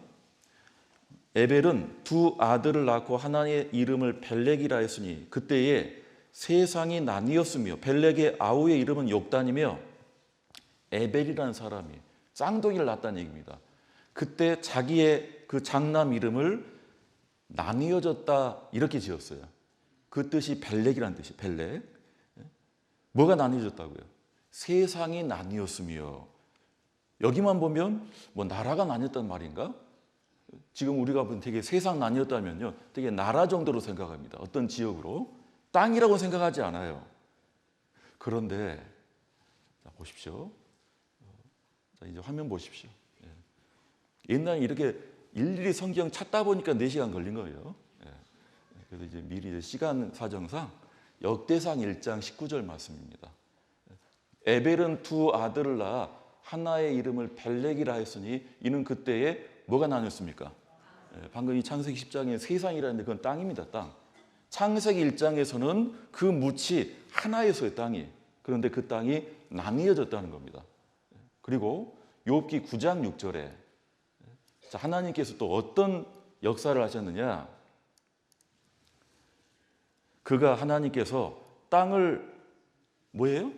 움직여 그 자리에서 미신즉 그 기둥이 흔들리며 이런 말씀들은요 3,500년 전의 말씀입니다. 자, 그런데 지금 우리 시대에 지금 100년 정도밖에 안 되는 시대입니다. 지금 이 파이프 담배 물고 있는 사람이 독일 사람 베게너라는 사람이에요. 이 사람이 1910년쯤에 발표를 하나 했어요. 이 땅이 움직인다. 움직일 뿐만 아니라 원래 하나였다가 실제 이 대륙들이 지금처럼 움직여가지고 그렇게 나눠진 것이다. 이 베게너가 원래는 기후학자였어요. 기후학자. 아버지도 기후학자였습니다. 유명한 집안이었어요. 명성이 있었어요. 근데 갑자기 이 사람이 뜬금없이 땅이 움직인다. 땅이 나뉘어졌다니까 바보라 했어요. 저 사람 병원 가봐야 되겠네. 그래서 이 사람이 이제 오기가 나가지고 남극, 북극 여러 지역을 다 다녔습니다. 이 베게너도 실제 이 생각을 먼저 했던 이유가 뭐냐면 이 지도를 보니까 세계 지도를 보니까 뭔가 해안선을 따라 가위로 오려내서 붙여보면 맞아 떨어질 것 같았어요. 그래서 세계지도를 구해가지고 잘라서 붙여보니까 맞아 떨어지는 거예요.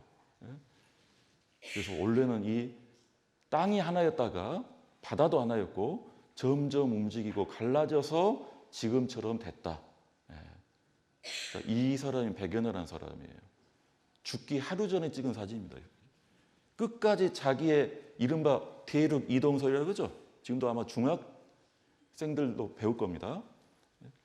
끝까지 안 믿어주니까 자기 생일까지도 그 잔치 마다하고 북극인가 가가지고 결국 탐험하다가 실종돼 버렸어요. 이 다음 날 6개월 후에 얼어 죽은 채로 발견되었습니다. 이 베게너의 사후에 이제 지금은 어떻습니까?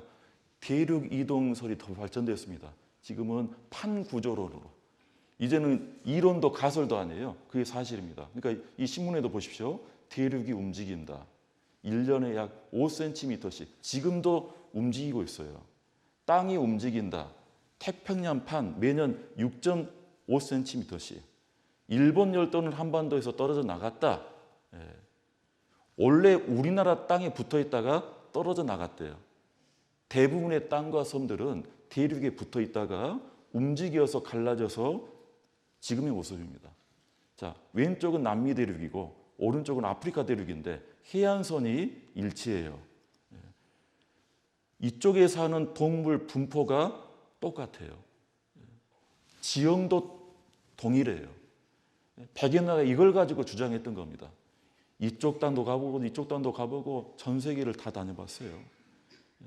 이렇게 사람이 이 두 대륙을 밀었다가 붙였다가 떼어봤다가 하는 것처럼 하나님께서는 3,500년 전에 이미 말씀으로 기록해 주셨습니다. 해안선에 맞춰보고 수심 그 바다 깊이 200m까지 맞춰보고 2,000m, 2km까지 맞춰보면 딱 떨어진다는 거예요. 시편 60편 2절에 이 2절 말씀을 같이 읽겠습니다. 주께서 땅을 진동시키사 갈라지게 하셨사오니 그 틈을 기우소서 땅이 요동합니다. 땅이 요동합니다. 3,000년 전 말씀이에요. 3,000년 전 말씀. 100년 전에도 사람들은 무슨 땅이 움직이냐, 무슨 땅이 나뉘어졌냐 믿지 못했습니다. 지금은 이미 다 밝혀진 사실이고 중학생들도 교과서에 배운 내용이죠. 지금 이 주황색 이 땅은요, 놀랍게도 인도 대륙입니다.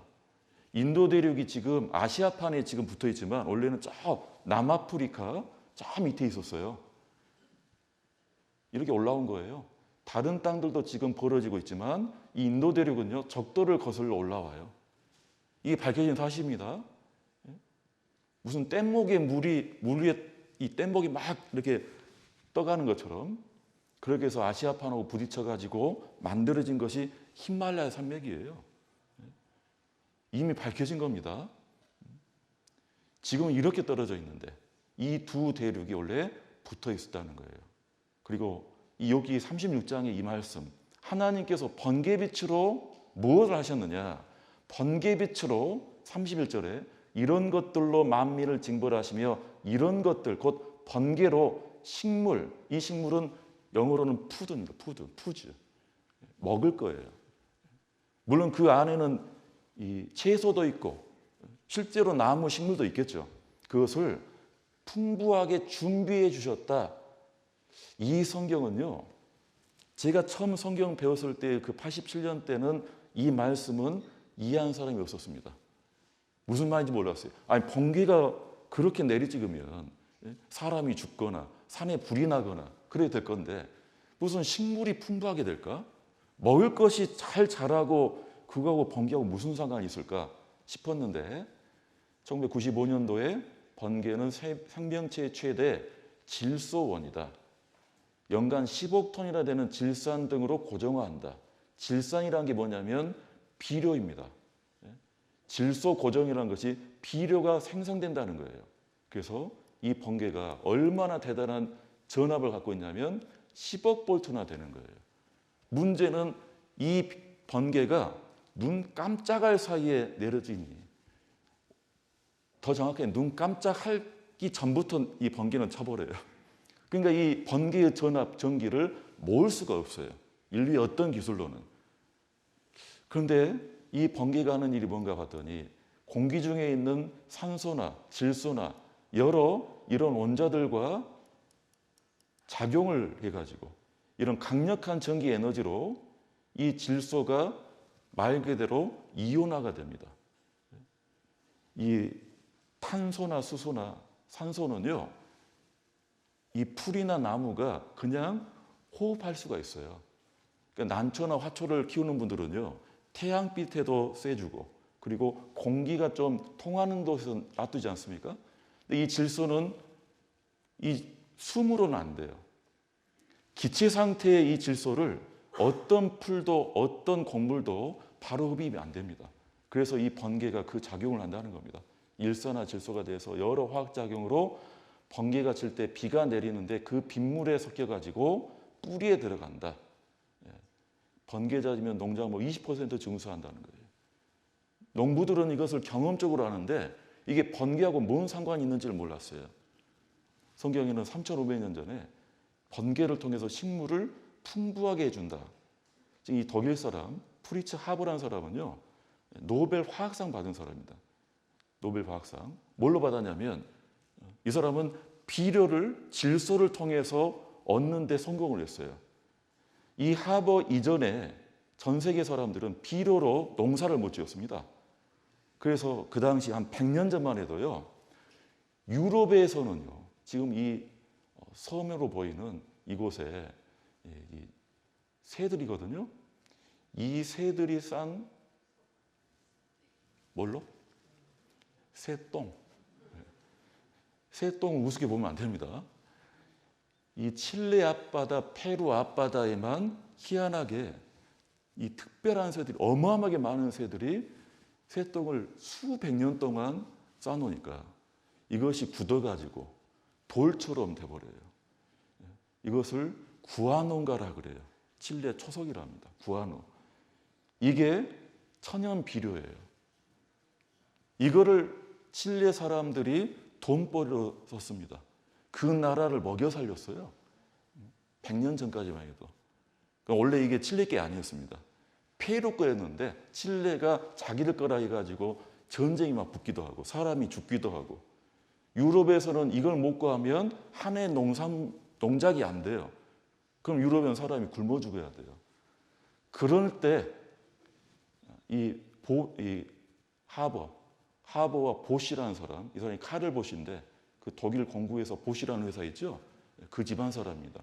두 사람이 노벨 화학상을 받았습니다. 뭘로? 질소 공기를 질산비로 만드는 그 화학 방법을 개발했어요. 그래서 식물 생장에 꼭 필요한 탄소, 수소, 산소, 이 세 가지 원소는 별일 없이 이 벼 아닙니까? 이 벼도 이 세 가지 이 원소는 기체 상태로 흡입이 가능한데 질소는 그게 안 돼요. 뭐가 돼야 됩니까? 반드시 비료를 뿌려줘야 돼요. 지금 화학 공장의 이 비료는 이 하버보시 공법으로 만들어졌어요. 그래서 공기로 빵을 만들었다. 하버보시법. 이 사람들이 방법을 안 만들었으면 우리가 지금 살아갈 수가 없습니다. 자, 그런데 많은 과학자가 어디서 배웠습니까? 이 방법을. 어디서 배웠다고요? 식물에서 배웠다. 식물에서 배웠다. 자, 성경에 참 이러한 것들이 많습니다. 시편 145편도 봐보시겠습니다. 시편 145편.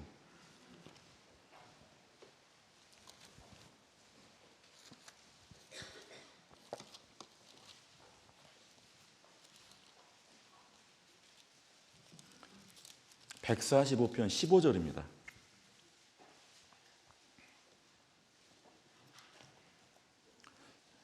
중생의 눈이 주를 앙망하오니 주는 때를 따라 저희에게 식물을 주시며, 음식물이라 했습니다. 16절, 손을 펴사 모든 생물의 소원을 만족해 하시나이다. 하나님께서 그 생물을 창조하셨기 때문에 그 생물의 소원이 뭡니까? 먹을 거예요. 먹을 거. 그 식물을 얻기까지 하나님께서 다 먹이시고 키웠다는 거예요.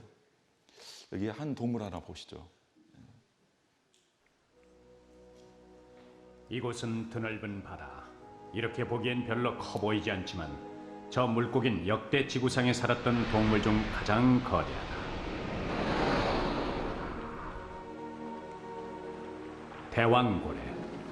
몸의 길이는 30m, 무게는 200톤이 넘는다. 공룡보다도 훨씬 더 크다.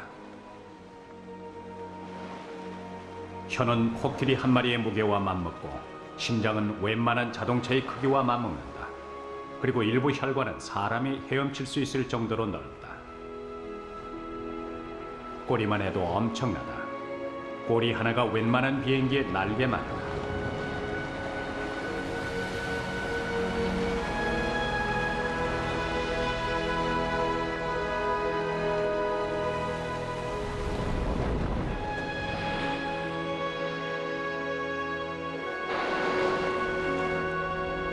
몸통 생김새가 완벽에 가까운 유선형이기 때문에 시속 40km까지 헤엄쳐 달릴 수 있다.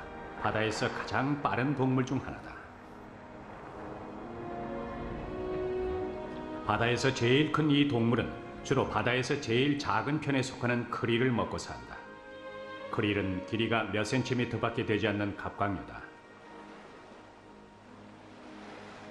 크릴은 떼를 지어 다니기 때문에 이렇게 바다를 붉게 물들이곤 한다. 대왕고래 한 마리는 하루 4천만 마리의 크릴을 먹어치운다.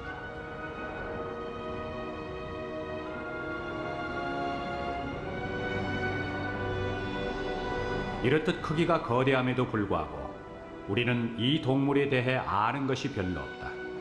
대왕고래의 이동 경로는 아직 신비에 쌓여 있다. 또 번식 장소가 어디인지도 전혀 알려져 있지 않다. 이렇게 큰 동물인데 알려지지 않았다는 거예요. 왜냐하면 따라갈 수가 없어요. 지금은 이 물 바깥으로 나와 있지 않습니까? 대부분의 대왕고래는요, 심해까지 내려가요. 못 쫓아갑니다. 어디서 새끼를 낳고 어떻게 그 크리를 하루에 몇 마리? 잘못 들으신 거 아닙니다. 4천만 마리. 그렇게 많은 이 크릴 새우를 어떻게 찾아다니고, 이게 하나님 아니면 설명이 안 돼요. 104편 봐볼까요? 시편 104편. 104편 25절.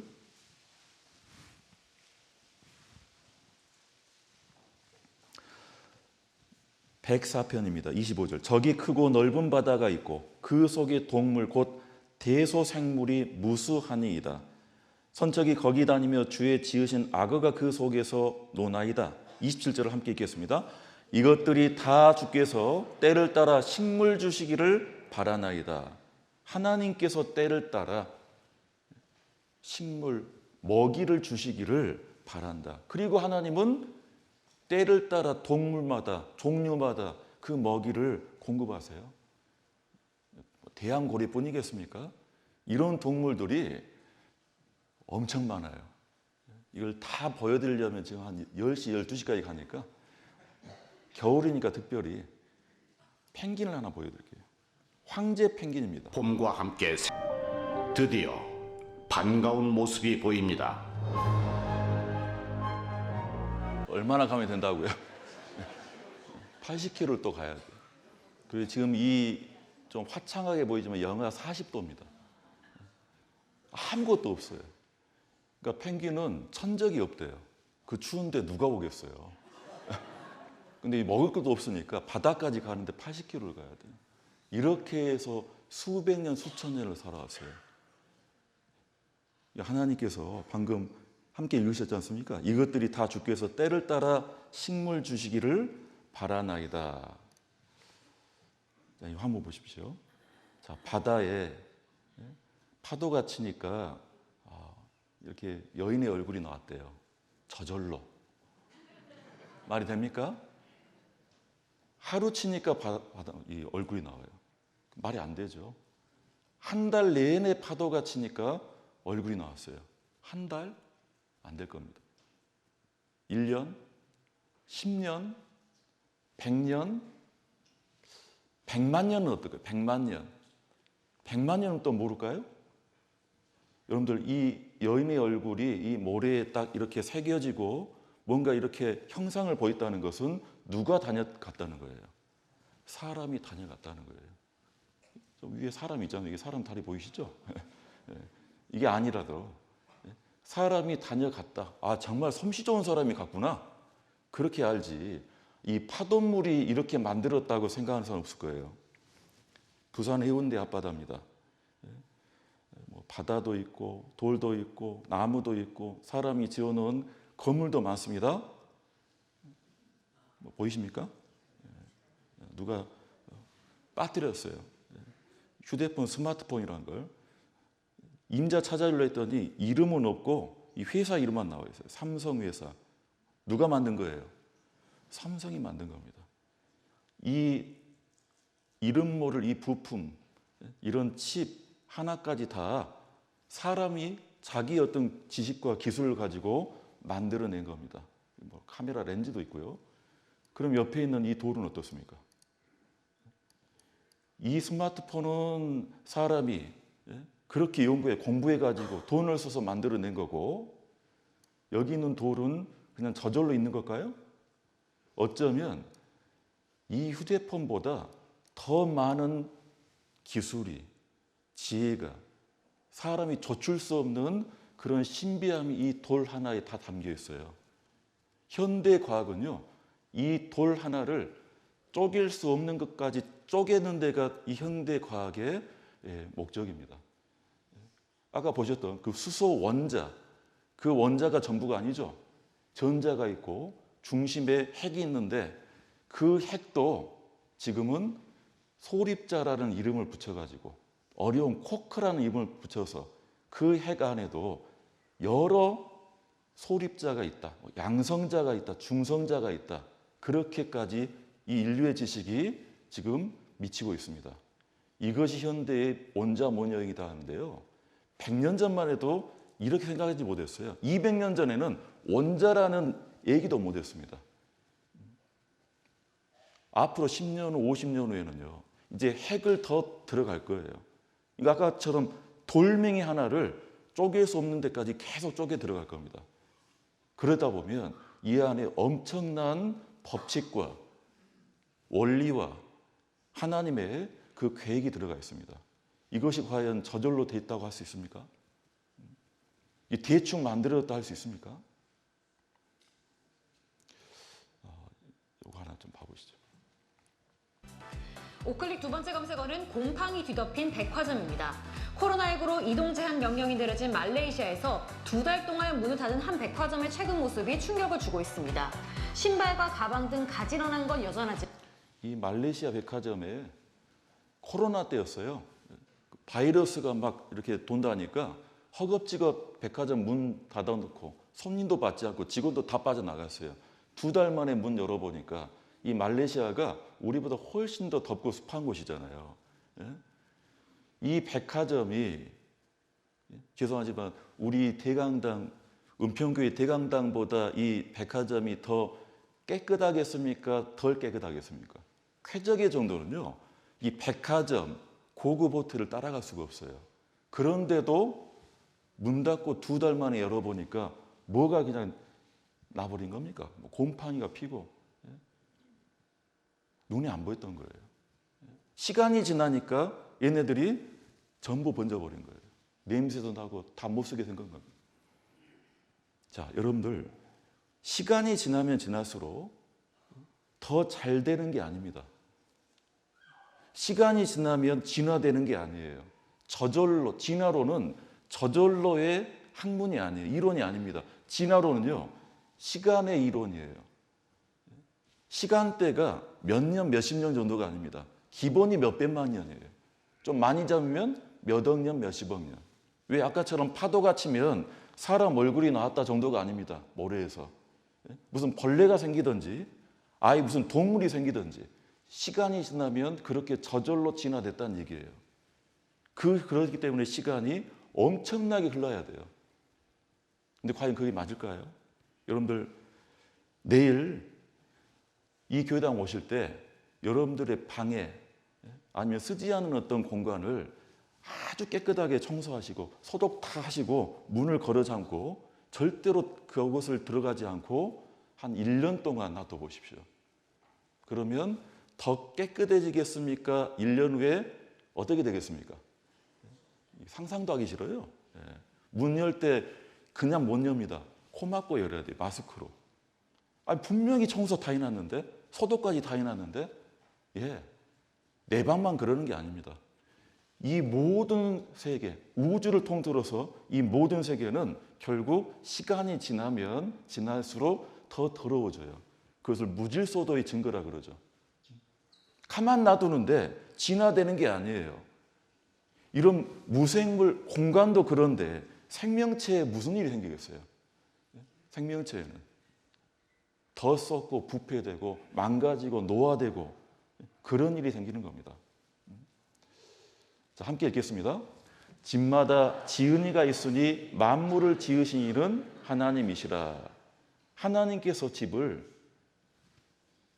사람이 지었죠. 계속 하나님이라네요.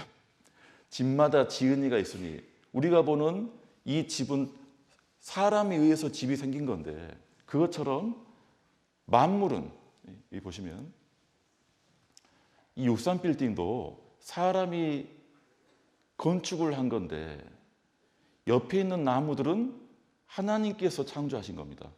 이 63빌딩이 어디 있습니까? 한강에 있는 여의도라는 섬에 있죠.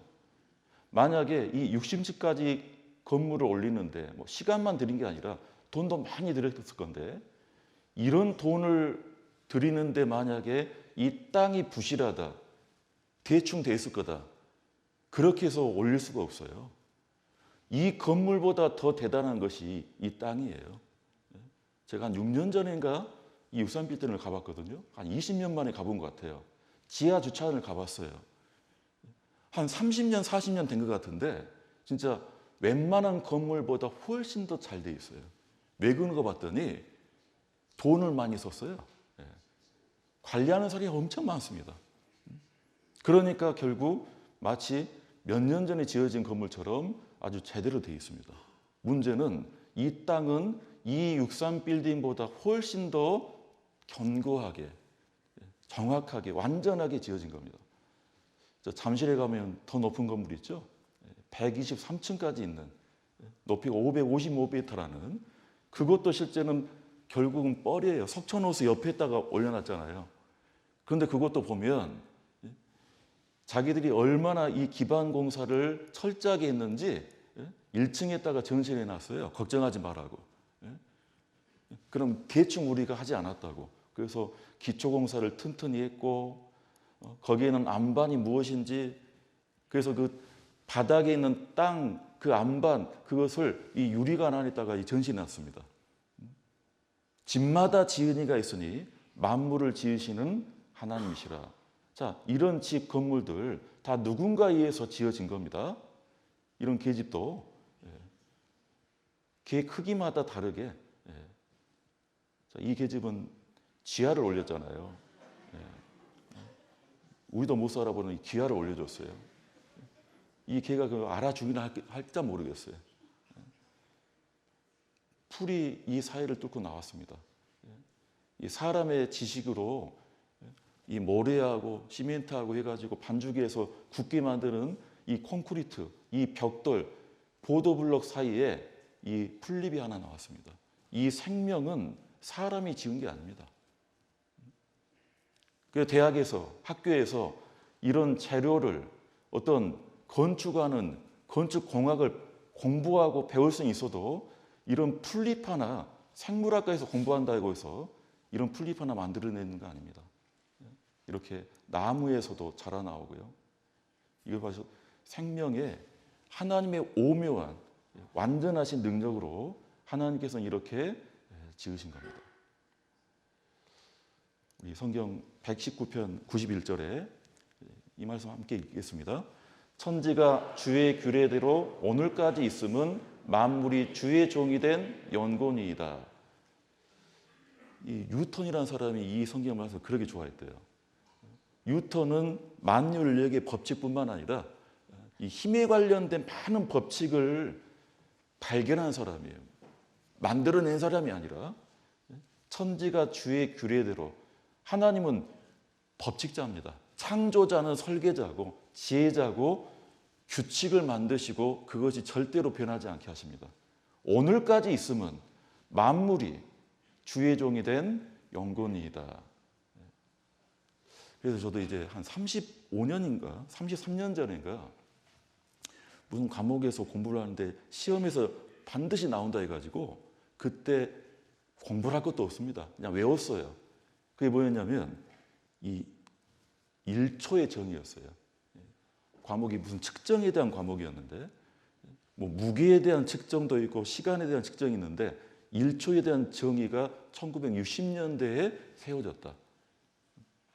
그것이 이제 어떤 원자, 원소의 전자에 관련된 거였어요.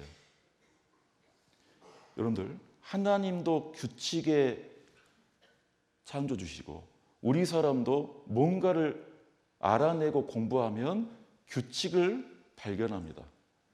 이 우주는 하나님께서 그 규칙, 법칙대로 운행하시고 주관하시고 시기라도 만들면 이 시기에 대한 많은 규칙이 있고 매뉴얼이 있어요.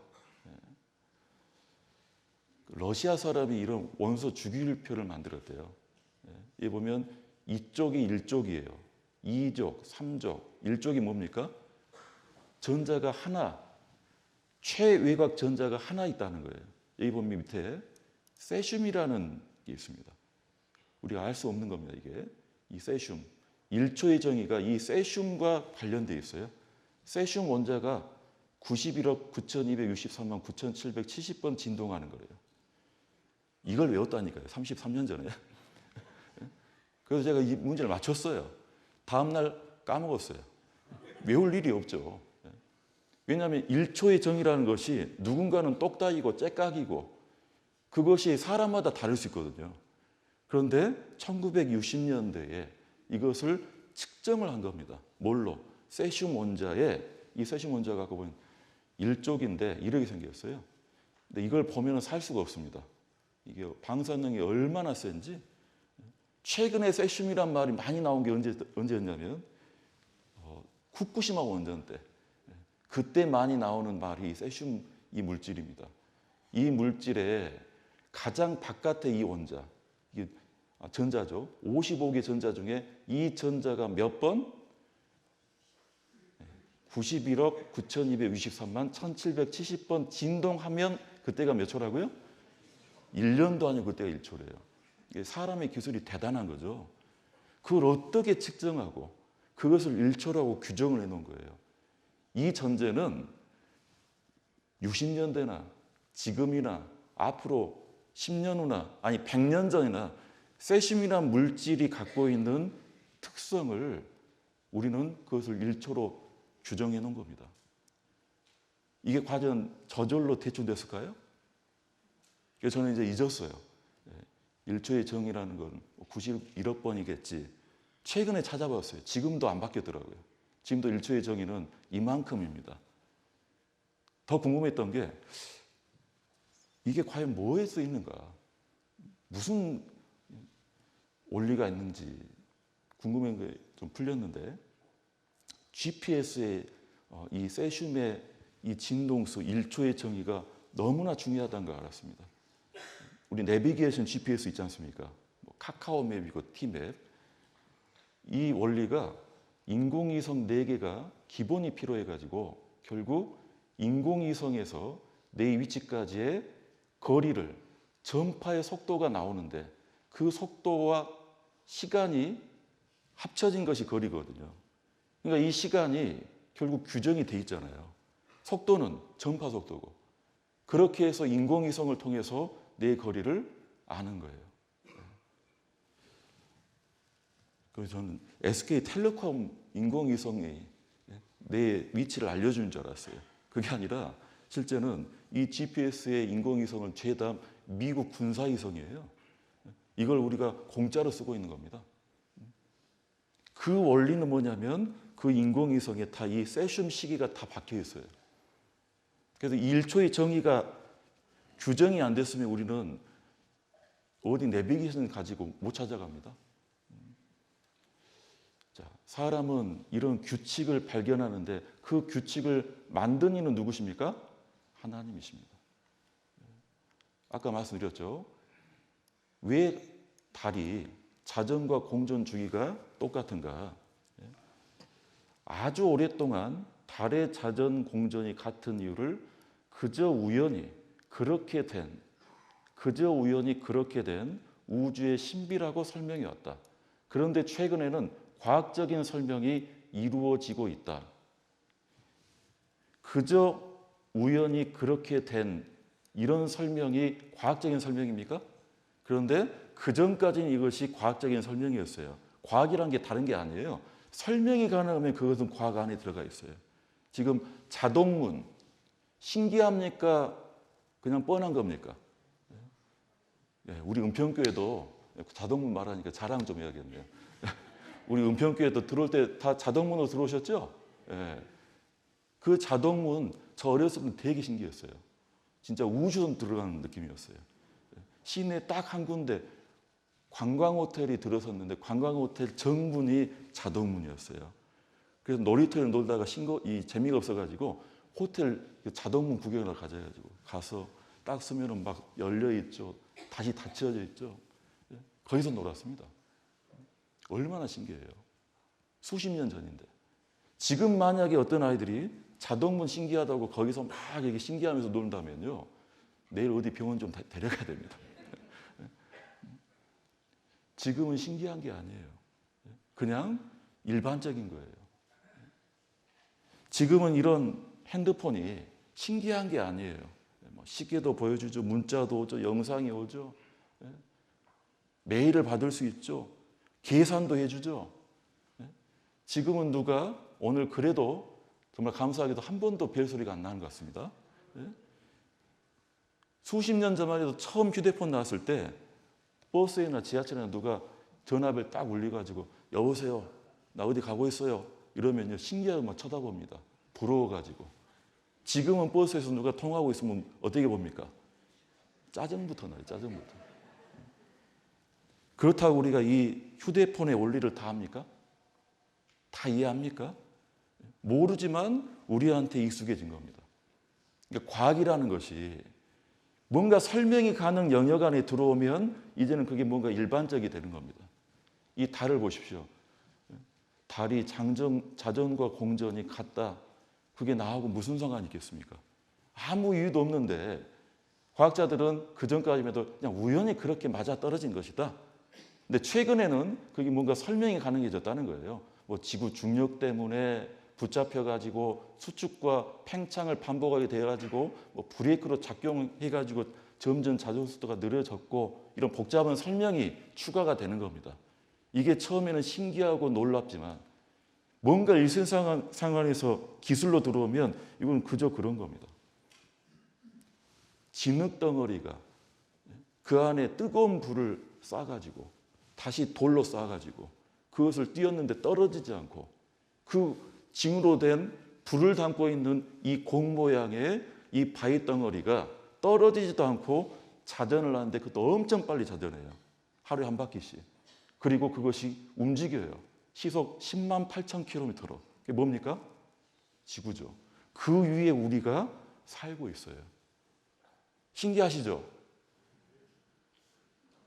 3,500년 전에 이 성경을 대하는 사람들은요, 그걸 신기하다 하지 않아요. 말도 안 된다 그럽니다. 그런데 우리는 어떻습니까? 제가 신기하시죠 하니까 신기하시다는 거지. 그건 그냥 상식입니다. 초등학생들도 다 알고 있는.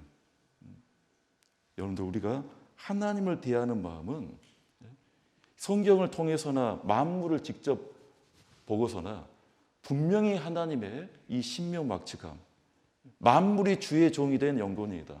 하나하나가 허투루 된 것이 없습니다. 저절로 이루어진 게 없습니다.